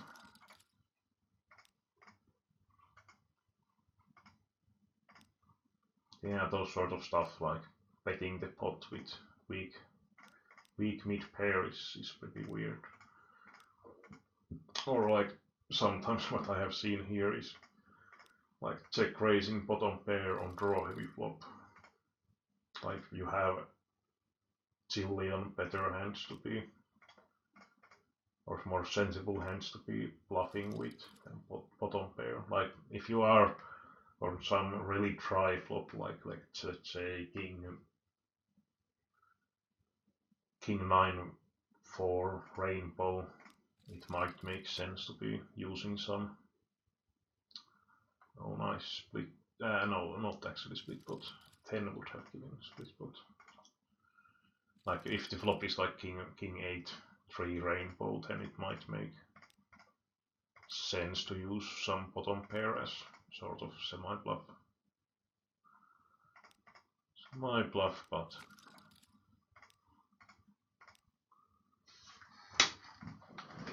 works. Well, yeah, this is just spot to bet and see if he calls with the A-high. And he check folds. Well, ace queen.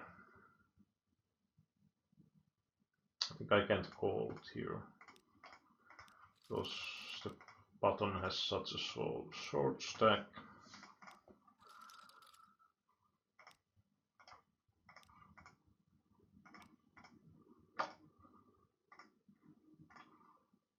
But let's take the image. I actually don't have the Hold'em resources license currently, but we can check that easily with the web calculator as well.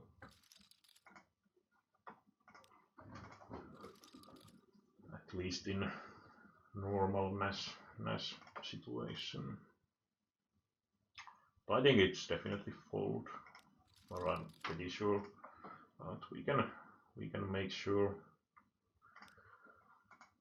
Be sure about that.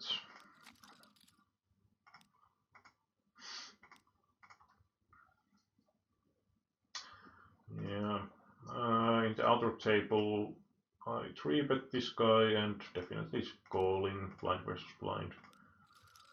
And flipping, winning this time. Yeah, I think I call here. Like if he has the 9 or something, he's not folding, and I basically want to keep the bottom in a pot in a way that he might end up hero calling if he has something better. S8, interesting spot actually. Can we, because this guy is pretty wide and this guy can be ISO showing wide as well, or decently wide. And he actually had a bit better. Well, this guy is probably going to stack off. So I think I just shove.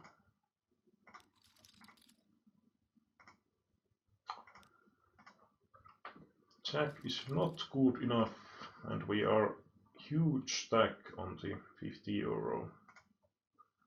Not something to whine about at least.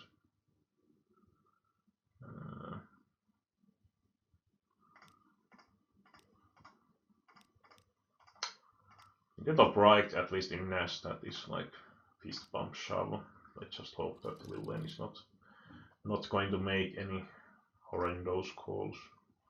Or basically, if the call comes, you kind of want for them to make some stupid call, because then you actually have better equity, but obviously not hoping for the too wide call to happen.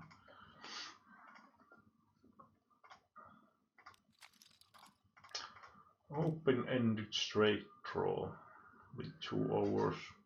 Usually I just call in these situations with these deeper stacks. And we actually hit 5 here. And pocket deuce is clear, so Because the thing is that if I check raise on the flop, and well, I kind of have to stack off at that point, but one of the problems in my opinion is that at least like yeah,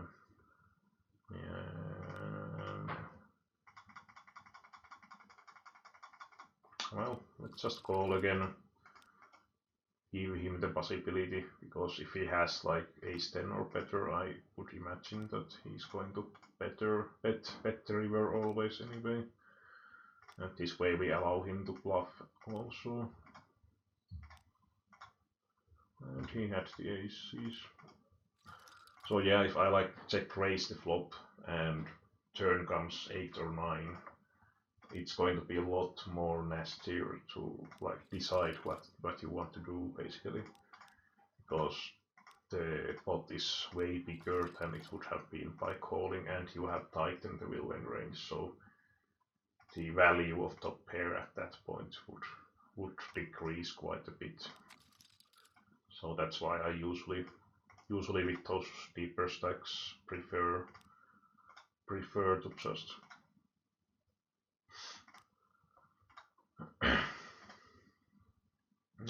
nasty board run. See bet the flop, decided to check the turn, could have bet the turn as well, but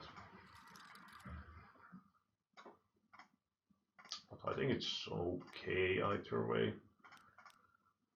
Just chipping here and shoving the king 4. It's going to be always plus EV with the king 4, and you don't need to play weak or bad post-flop playability hand post-flop. And yeah, I will go for delayed c-bet here with the gut shot.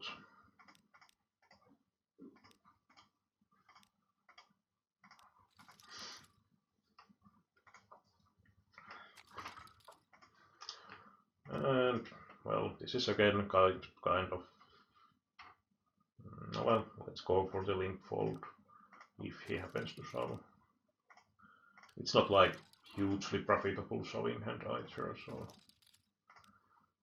I think it's fine to use it as limping hand, and I just try to check in the showdown here. 3-betting with the blockers on the bottom left. And just checking here, and he actually had hands that would have most likely called against pre-flop shove.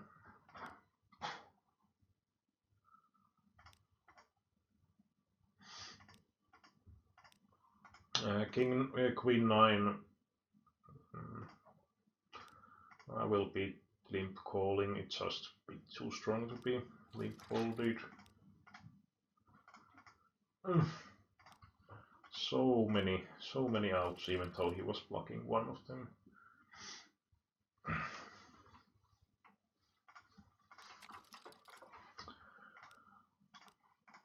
Let's move that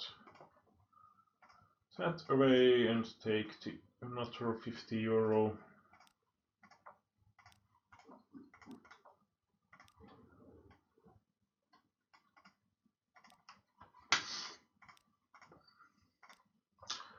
And we actually get gut shot on the bottom left. I would have actually called if on the river if there was bet pretty much.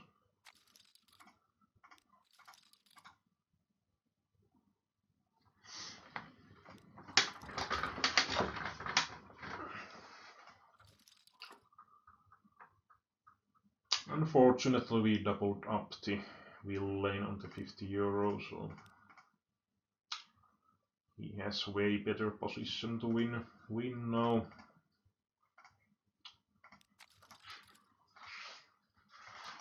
And hitting the trips on the bottom left. That's one of type of board. Well, now we have way more semi-bluff hand combos compared to flop. Or not way more maybe, but quite a few more possibilities for that. And actually double gut shot on the Double gutshot here, so let's continue barreling. Of course, it is actually min-raised, so it's kind of better compared if I had linked, because 10 the low board would have been better for the villain. Or he could have more easily have stuff like 2 pairs and so on. Let's not go wild with the deuce 4. Oh, well, I was thinking about donk betting or leading tier, but let's just fold. Don't really want to open raise the deuces tier with the stack depths we have. Plus the big blind has great, sort of nice shoving stack, so, and I can't really raise call. I can't really raise call here. And let's just try to check with the jack high and win the pot.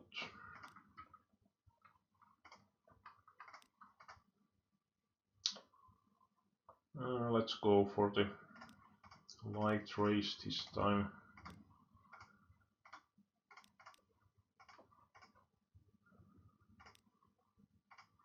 Hopefully he doesn't raise on the top right.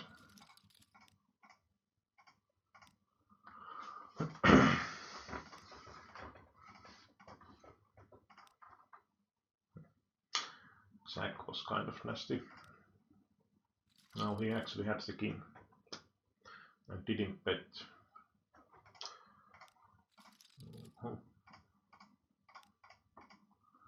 This one I don't, well, if we raise it's basically best to shove, but I think we don't really want to. And ace on the river, that's definitely not something I wanted to see. Oh, he actually had flush and didn't bet, like, well, okay. I suppose in a way you can see that as plausible option. Pretty weird looking stuff to show. No, well, not really. If it was baked the big blind.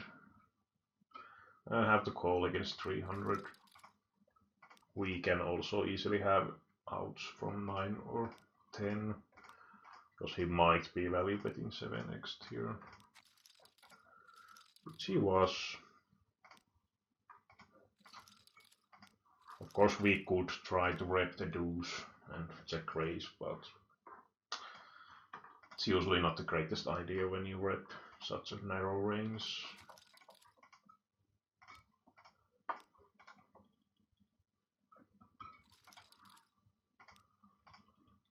Yeah, it was 80 big blind on the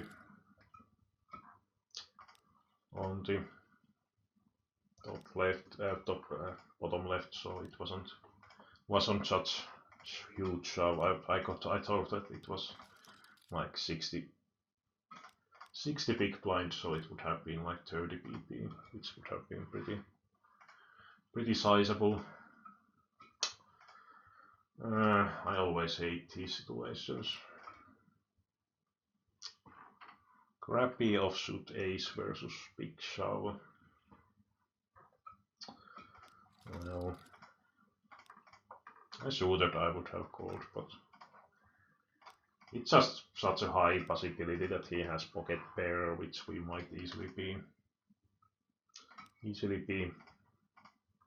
in really bad shape, or he might have some bit better AX as well. Of course he might have some stupidly played king 10 or something. The thing is that you are like losing the queen jack with the queens. Oh well. Let's just check with the king high. What happened here? Yeah, he was betting, so it was the outside table actually. Now he shoves again.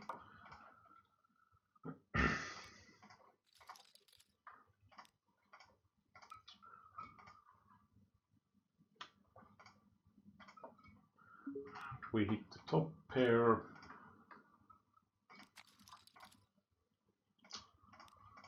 I think we can call here with the queen high plus some backdoor stuff. And in some scenarios we might end up having the chance to bluff the pot as well, so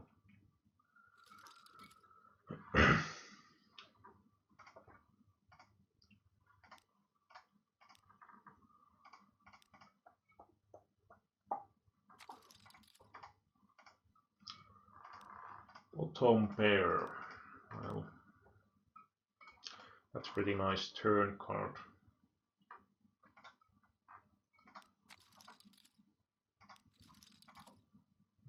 That was way less nice river.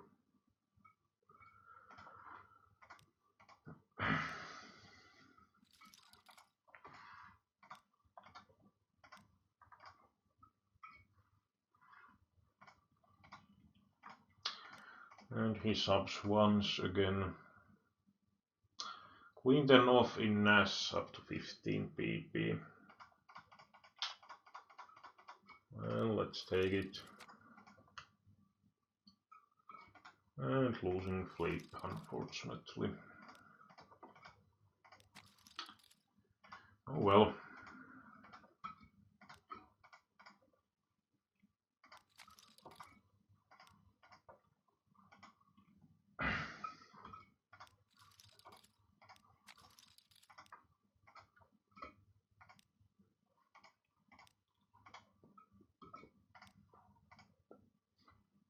$160. Well, there is busted draws. Of course, this is quite often some sort of 8x or queen x, but let's take 4x. Wow. Well, we were good on the flop.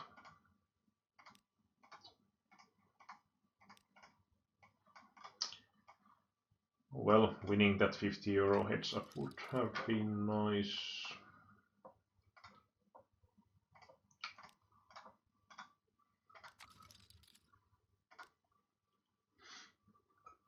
I don't usually raise with these crappy offsuit aces, especially out of position. Especially out of position.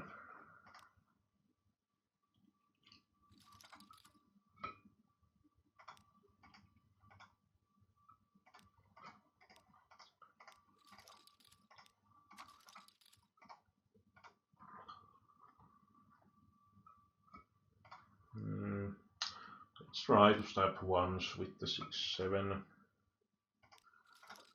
Unless we actually improve on the river further. That is. Let's see if we somehow win. Let's raise with the mighty deuce 9 offsuit. And we actually hit the open ender.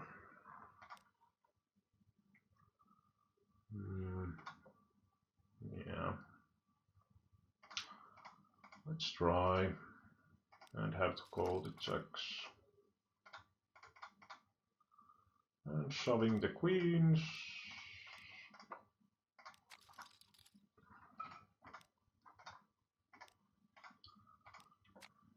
What did he have? King queen.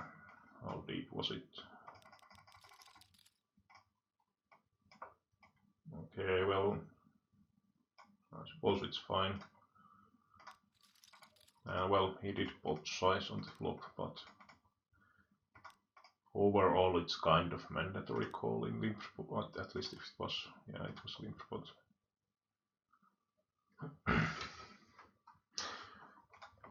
No river bet, it would have been kind of interesting.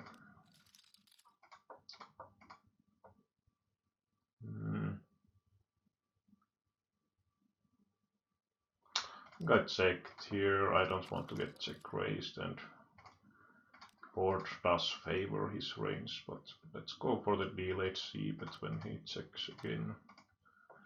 Because at the same time the jack high doesn't have huge amount of showdown value. So we might get some king high, queen high type of hands to fold. But Yeah, I think I just give up here. Not a high.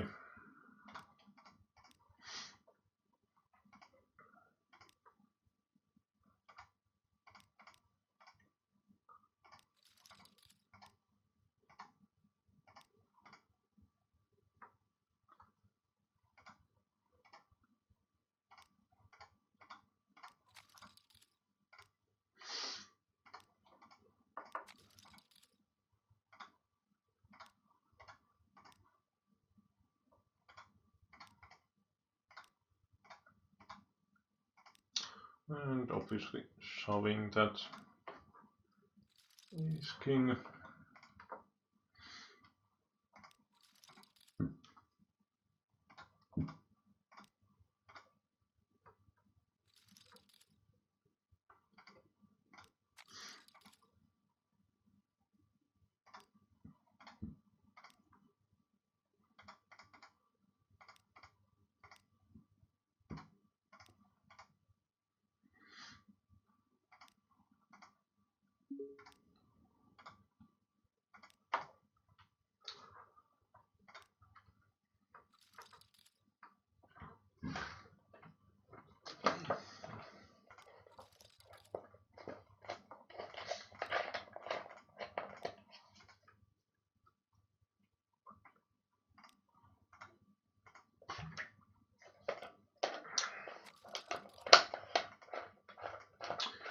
Kind of interesting flop.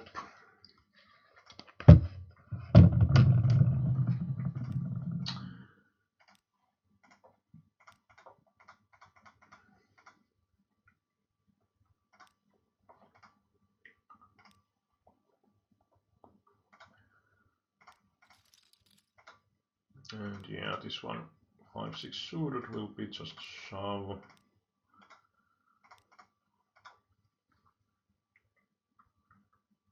And flopping the flush on the €50.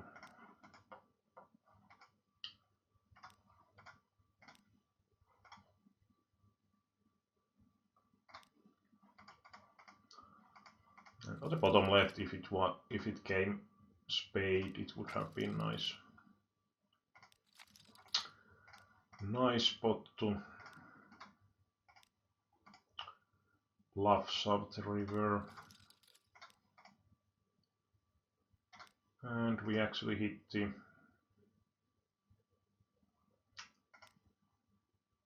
yeah, this was three-way, but I think I just fold. And shove the ace-8. Hopefully we don't run to some nuts.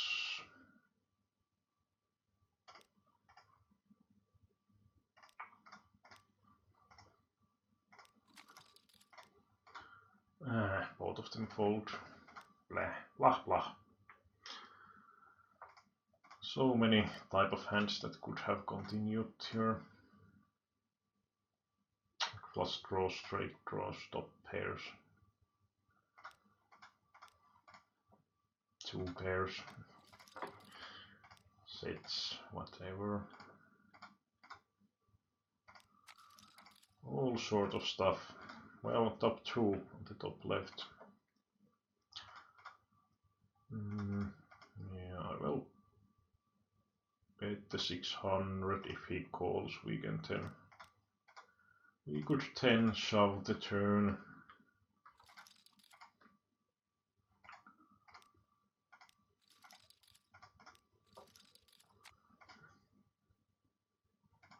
Wheat, wood.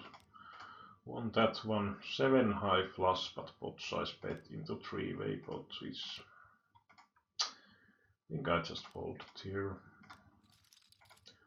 Probably would have called in heads up pot, but when it's three-way, it tends to decrease the chance he's bluffing quite a bit. Of course, the one player was checking on the river, so the chance that he would have decently big heart at least does decrease. So maybe it would have been the bluff, but pretty nasty spot to be calling with those weakish plus combos.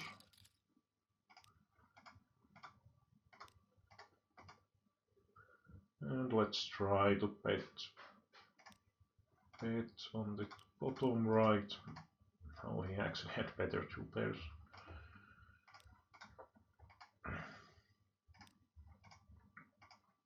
Ace is on 50 euros. Shove. Nah. Nasty stuff. Getting walled with the serious black guy. Okay, now he shoves. Well.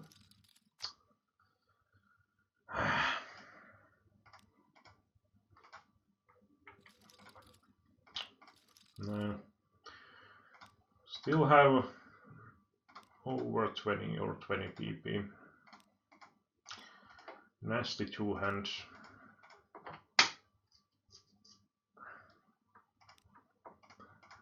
Nasty two hands.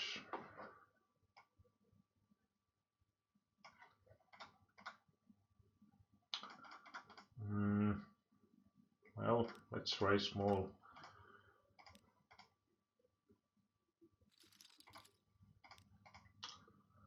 Yeah. That's something that was going to happen pretty often, but at the same time I didn't want to just check behind that much either.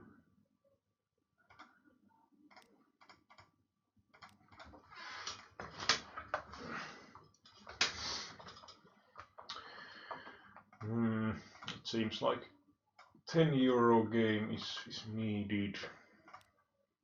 Seems to be really no action split, but oh well. In a way it's okay because we are chip leader in the bubble, but at the same time I would have been pretty happy to take that. Pretty happy to take that. Do we try to raise small again now? It would be second time in a row. Well, let's see if he folds this time. Balancing our small raise range. I won't be shoving 410.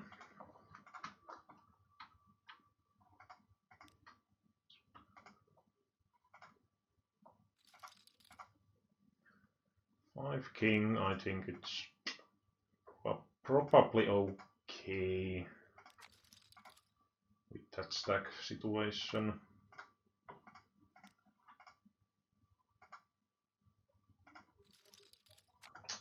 Alive. Wood. We won.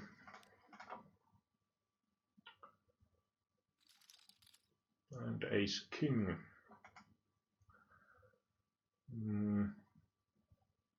Exactly a spot where could I value bet on the top right? Because I think it was raised, but yeah, I again think it's going to be probably a bit thin. Or thin, it's going to be thin anyway, of course, but maybe a bit too thin. Yeah, the tricky part on the bottom right is that there is so few bluffing hands for the villain, but luckily he didn't fire anymore. Just calling a jack.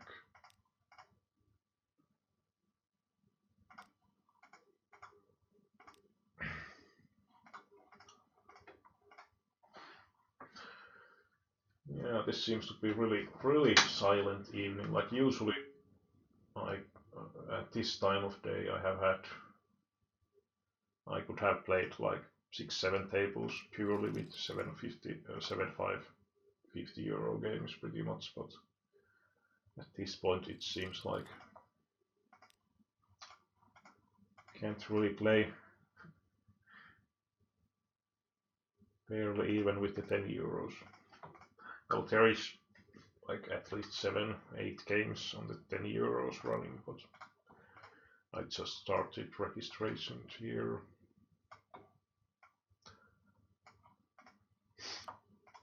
Like the thing is that if you want to play these games, 4 and 10 euro games are running like all day long. Well, not all day long, but I mean a lot of time. I will actually bet here with my total air and try some A-high type of stuff to fold. 3xing. Well, I think folding ace-8 is just too litty still. Seems like it wasn't nutty hand.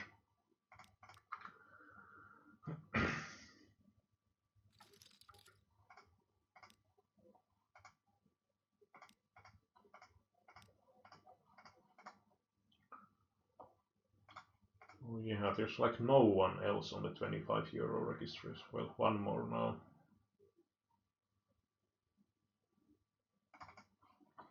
Well, let's take another 10 euro.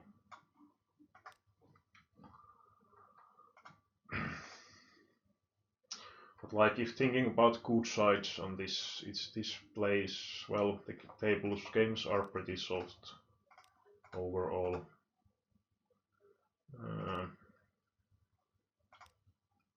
I will shove with the 6-7 suited. We didn't fold, but we still had a lot of equity. That's the nice thing about that sort of hand. We might get like some sort of queen 10 or whatever to fold, and even if that sort of hand does call, we still have like 40% equity.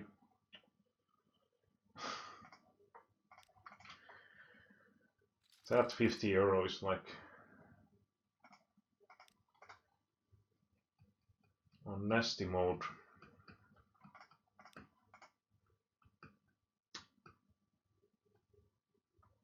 Well, with my 5.5 PP stack, I just have to call.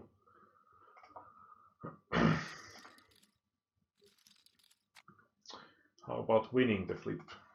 No. So I lost like 2 flips, one dominating hand on that same game, and that 7-6 suited versus ace-10. So the likelihood of all those is pretty small, I would say.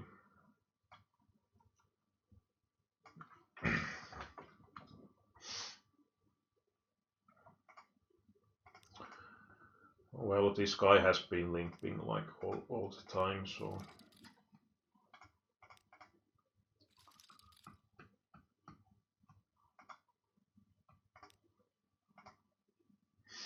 but yeah, soft games rate is pretty low. I think it was like 5-6%, and it's pretty great considering that these are like you can have a lot of edge because these are not that turbo either. And really weird hand on the top right, like he raise calls pot dogs. I think I just sheep here with this stack depth. Like maybe he has some pocket pair, but yeah, he had. But still with 2 overs, backdoor flush draw.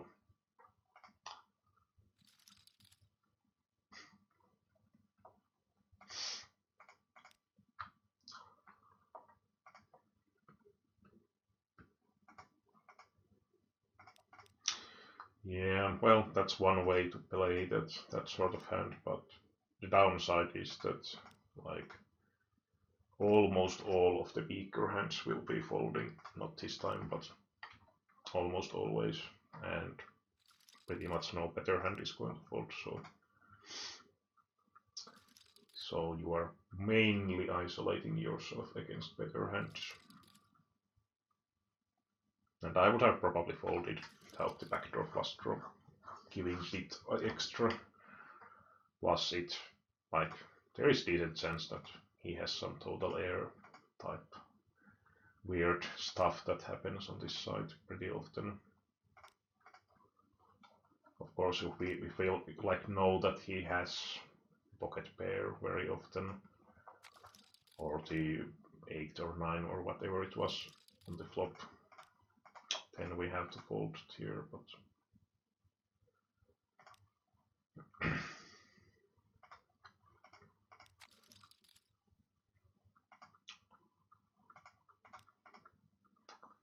well, can't really shove the 3-7.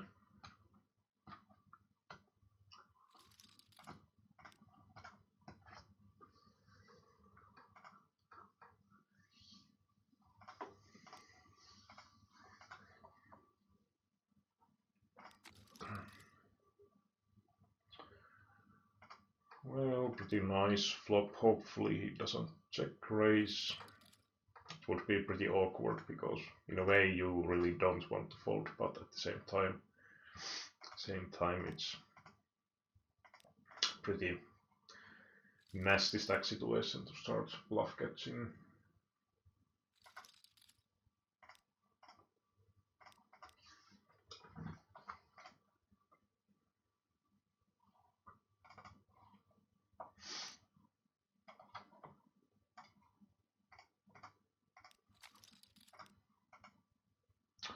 And yeah, 4-way pot on the top left, and he's pot size betting.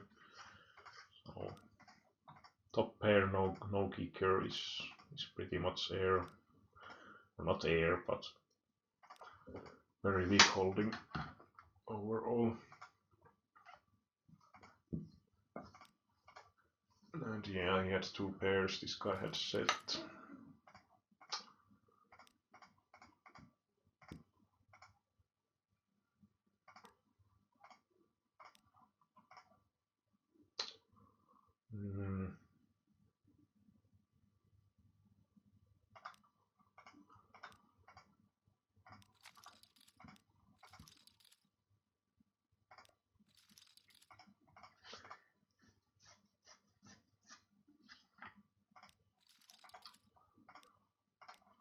Well, makes turn decision a lot easier when we hit the top pair.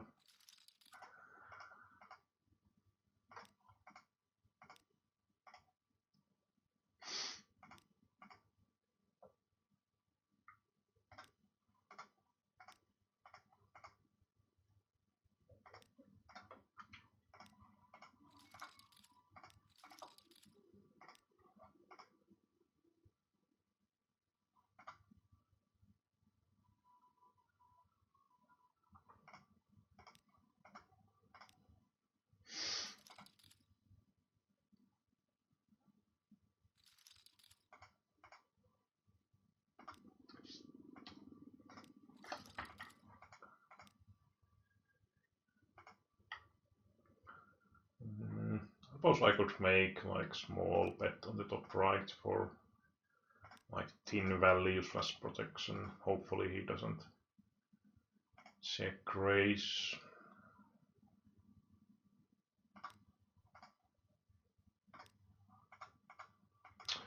The bottom right we have pretty. It's kind of a high hand basically in deep spot here, so I can use it as bluff catcher. Kind of nasty when he bets again and we don't improve. Yeah, I don't think I can really call anymore.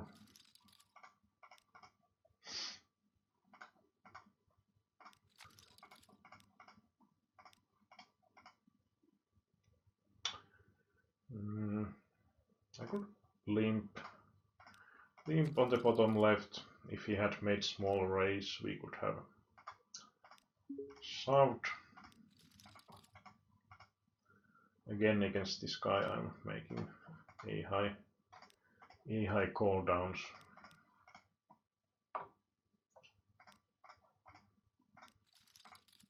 Oh well. Oh well. Why no club? Those are all awesome hands because the flush is so absurdly well hidden that it's like almost impossible for villain to be scared about it. On the bottom left, if the villain shoves, I think suited ace I probably have to call. Offsuit ace deuce I would fold. And we are in great shape.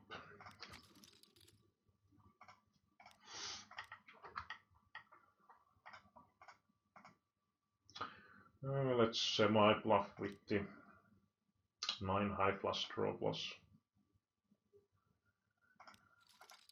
gut shot, of course, not that strong flush draw and drawing for the idiot end straight is not like greatest draw possible, but let's just call. We also have the jack of club, which is nice sort of extra.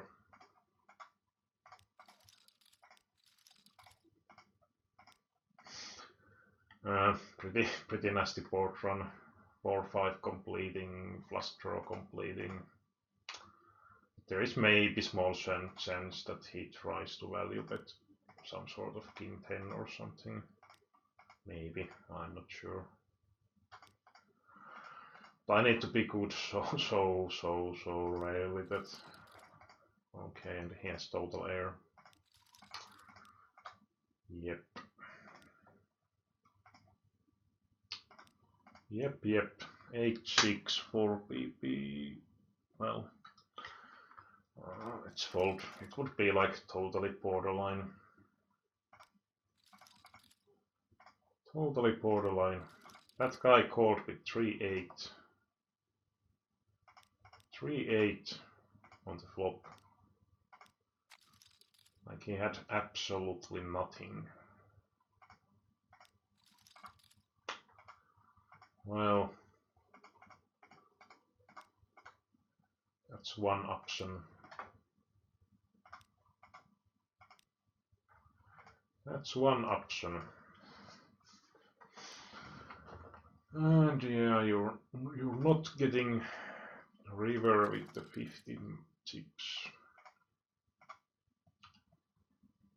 And 10-8 came here, but I think it's sort of mandatory value shove.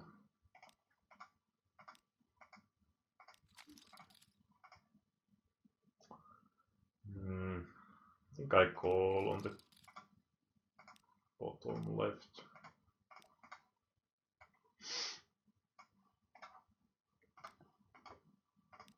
Don't really want to raise, it's linked pot, so I have so few value combos here that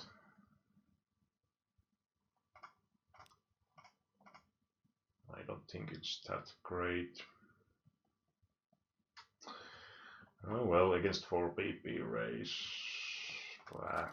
Let's call. I don't know. It's probably very marginal one.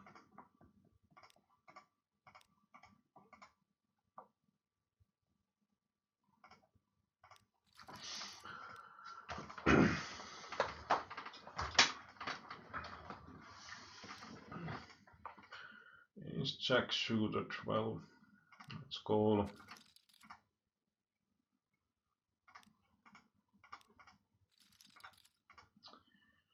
Well, 7 of club wasn't really great card.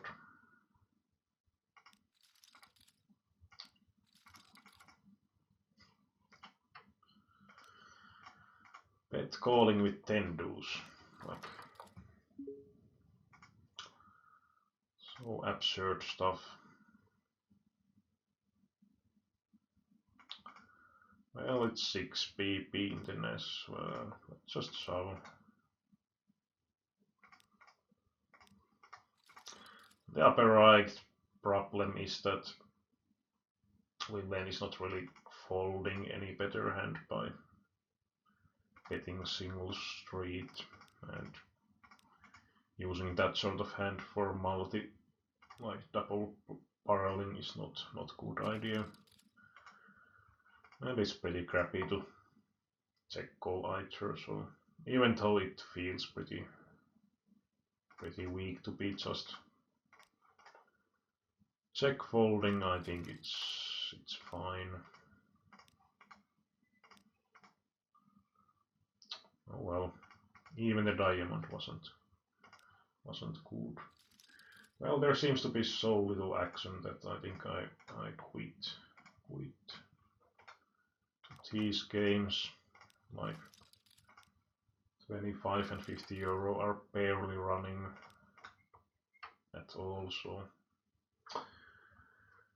let's end short for today.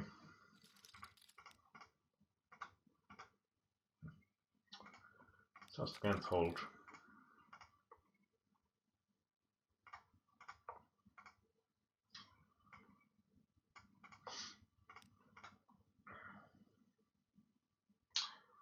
Would not have minded to continue, has been a pretty great session so far, but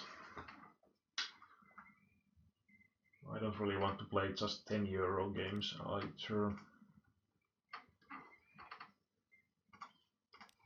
And one option could be to mix also, like I started playing or made one session, short session on the stars again, like I think it was yesterday.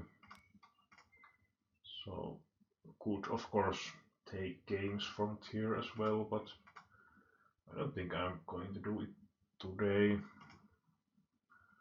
Let's make small c-bet on the small c-bet.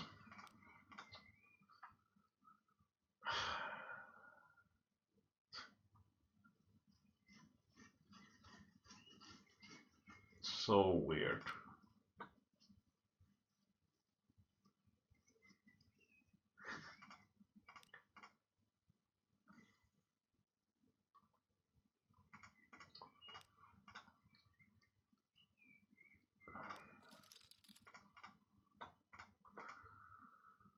Like the thing that I was thinking, like if he turns some sort of two pair or straight, is he going to just ship it like that?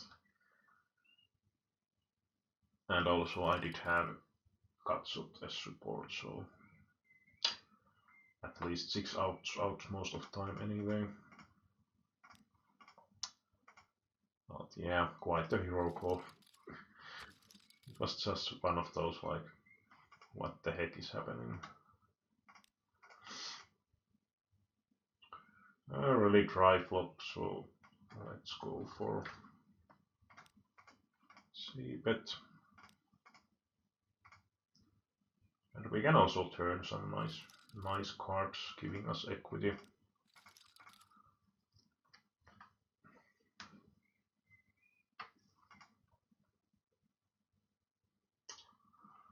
But yeah, session so far has been like 300 euro on plus side, without counting these 60 euros, which are like buy-ins for these games.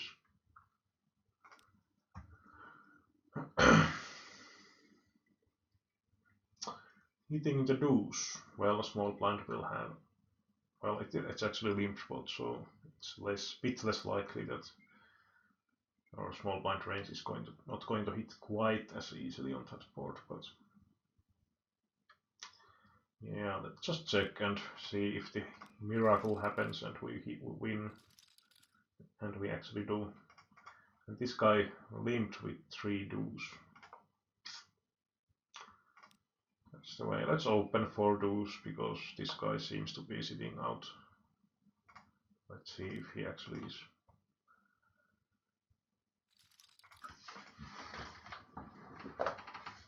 And on the right table, big blind min raises against 2 limpers. Solid move. Let's build that pot and create fold equity. In ironic terms. Or if the ironic is, or sarcastic might be the better term, I suppose. So he min raised with the 9-8 of So we have basically two whales here and this dead winner, which seems to be wreck.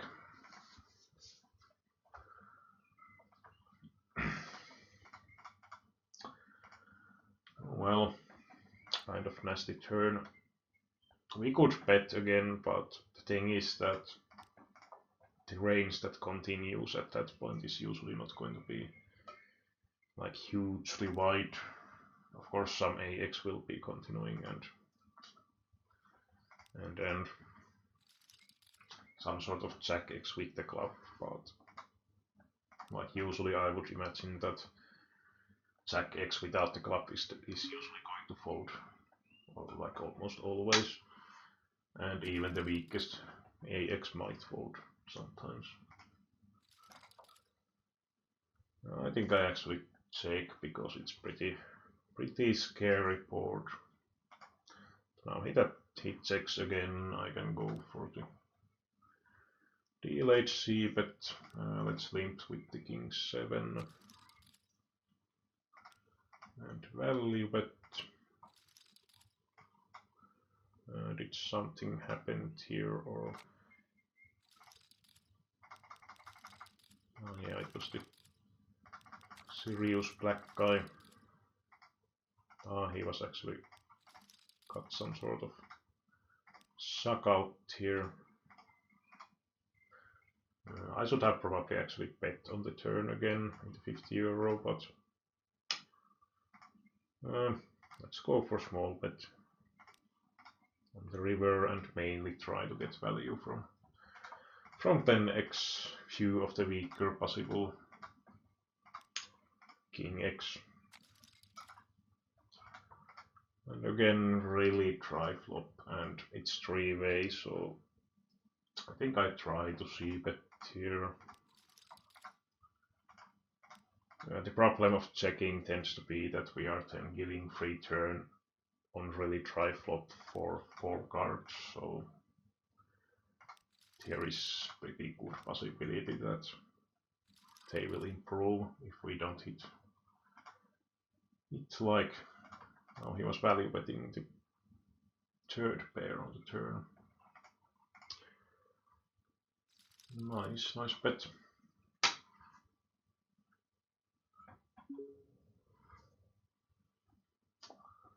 And on the right, this big blind guy seems to be like extremely passive, so we can probably limp quite happily from the small blind. It's unlikely that we are going to face raises. With this stack depth, I would just open shove the deuces.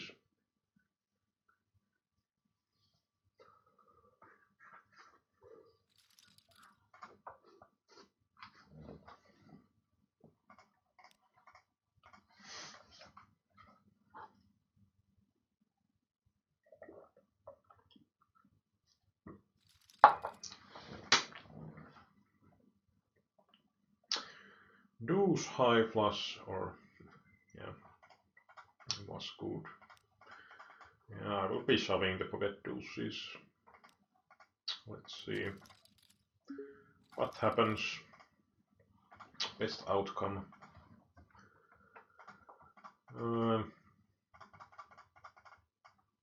Well, let's try to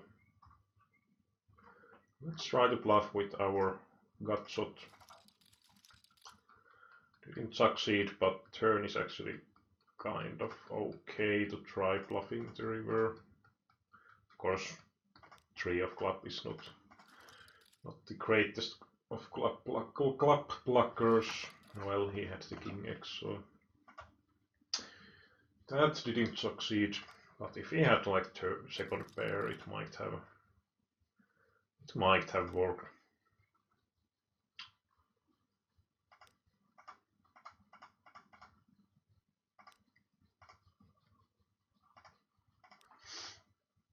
And I didn't really try to bluff out top pairs anyway.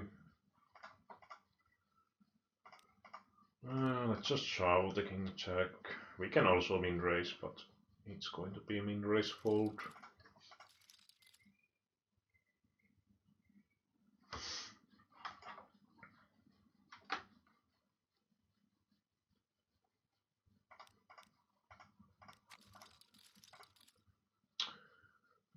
two pairs. I suppose I could even lead because this guy seems to be so passive. But let's bet the turn 10.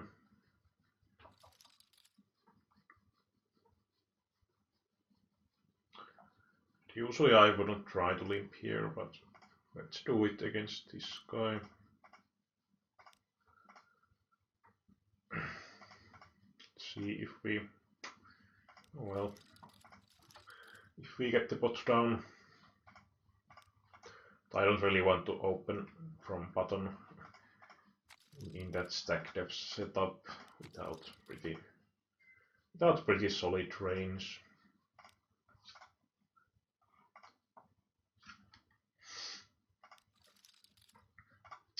I do like to check some of the like Jack X, sometimes even the top pair in the left side, because then we can pretty happily call against two bets.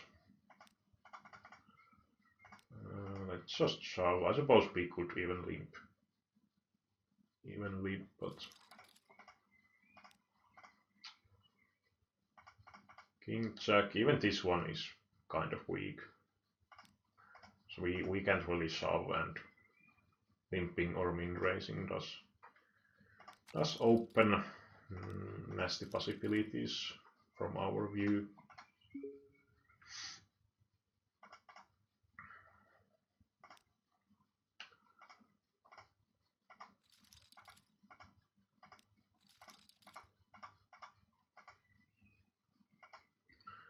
And we actually hit the flush. That's the problem of betting the turn, because with these sort of hands that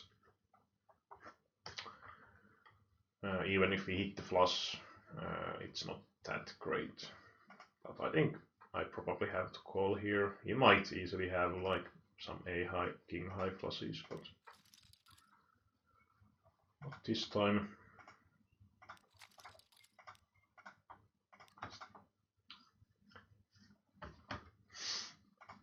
And again against that winner.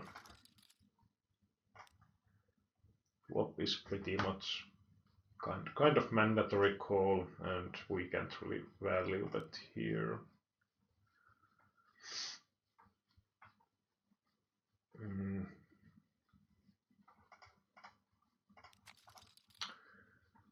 I was even thinking about like if he bets to make like really big check raise, but I don't know if it ever succeeds to fold straight.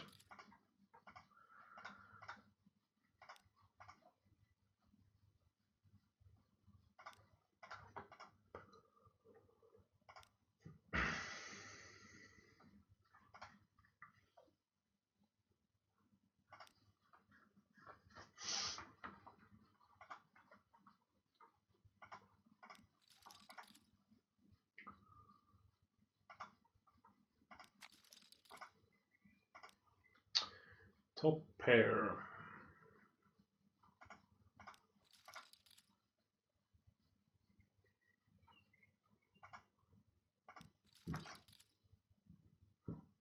I think I just call here to keep some of the top pairs in check calling range. And we actually hit the two pair.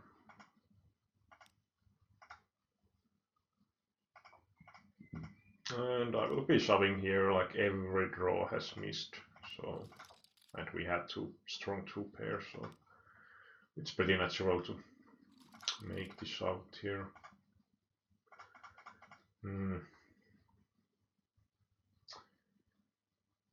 I don't really want to raise the king 10 pre, because if the limp shove happens with bit over 20 pp stacks, I don't. It's just such a stupid spot at that point.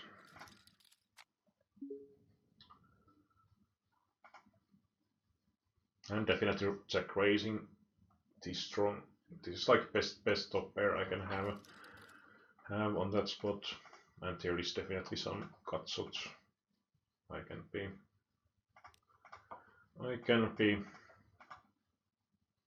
check raising as bluff. Oh well.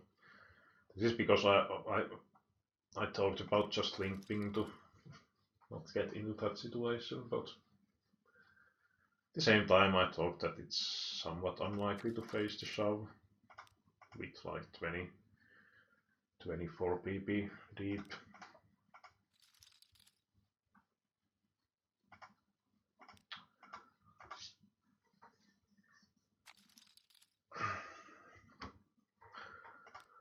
Just checking. And yeah, calling tier. I think we can consider about hero calling because okay, we don't need to, because there was like good amount of busted draws, and well, we have kind of bit of blocker against the Jack X, and it's not like even sure if the villain is value betting Jack X anymore here, but I was checking with it.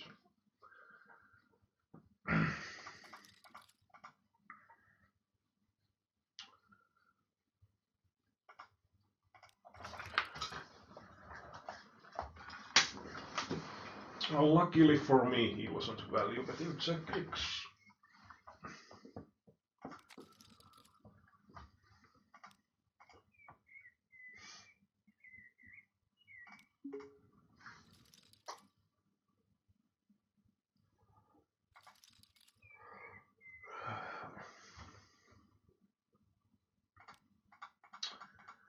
Well, let's just make open shove, and he's actually dominating my flush draw. Not great option, but I don't know. Flimp folding would be okay, I suppose. And king 8 I have to call pretty much. It just shows up with the ace always, it seems. Running hot card-wise, it seems.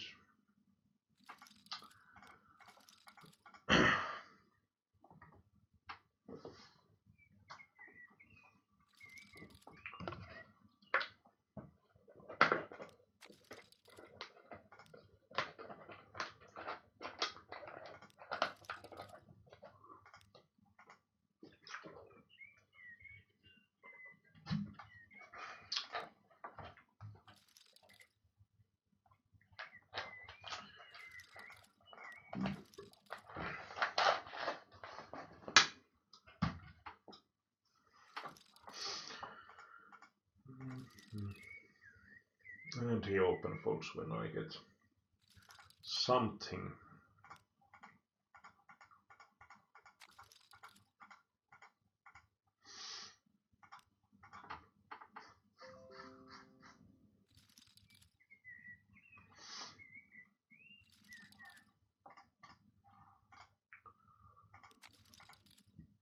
No.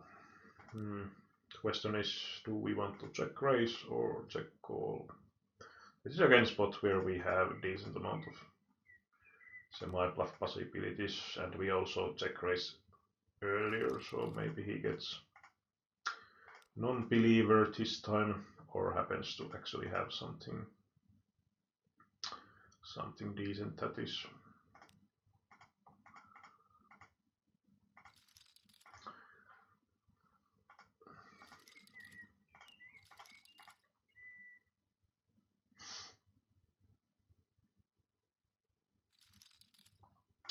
Pocket tens.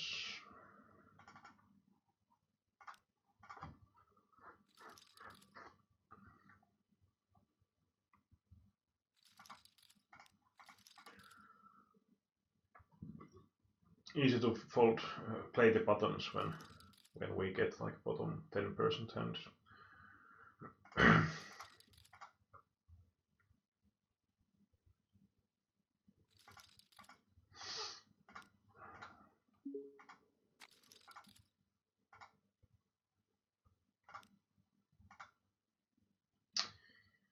Well, this will be just checking to showdown if possible.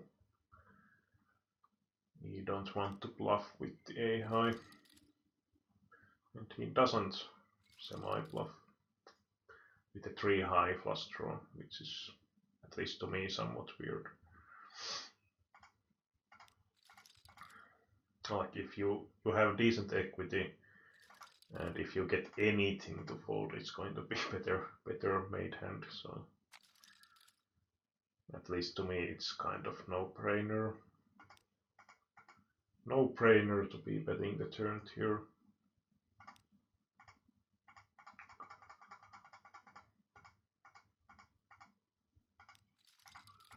Oh well, he had to check.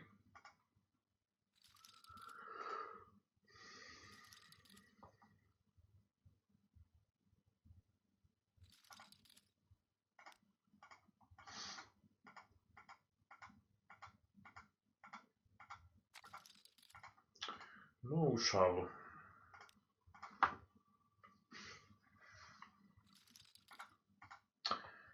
Well, this will be pretty much bet unless the river happens to be some sort of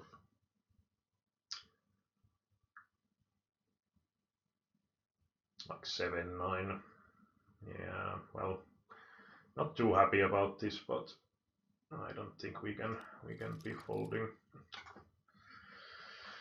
Oh well, how lucky can people be? Hit the 5 outer like that. Oh well.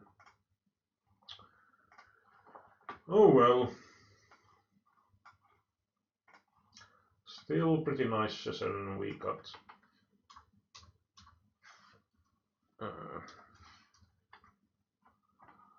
Let's see. 409 euro and 19-cent profit. So pretty nice one. Bit below 3 hour session. So yeah, nice session overall. Thanks for watching. If you liked what you saw, please tap the like button, and of course you can also follow my channel if you want.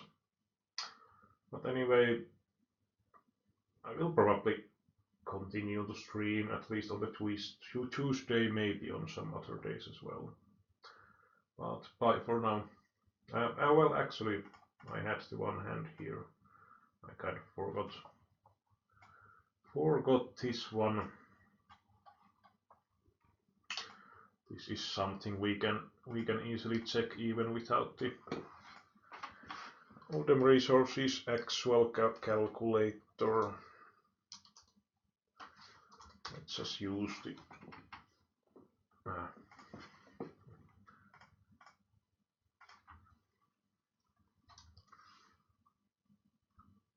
oh, that was actually some Guacho link.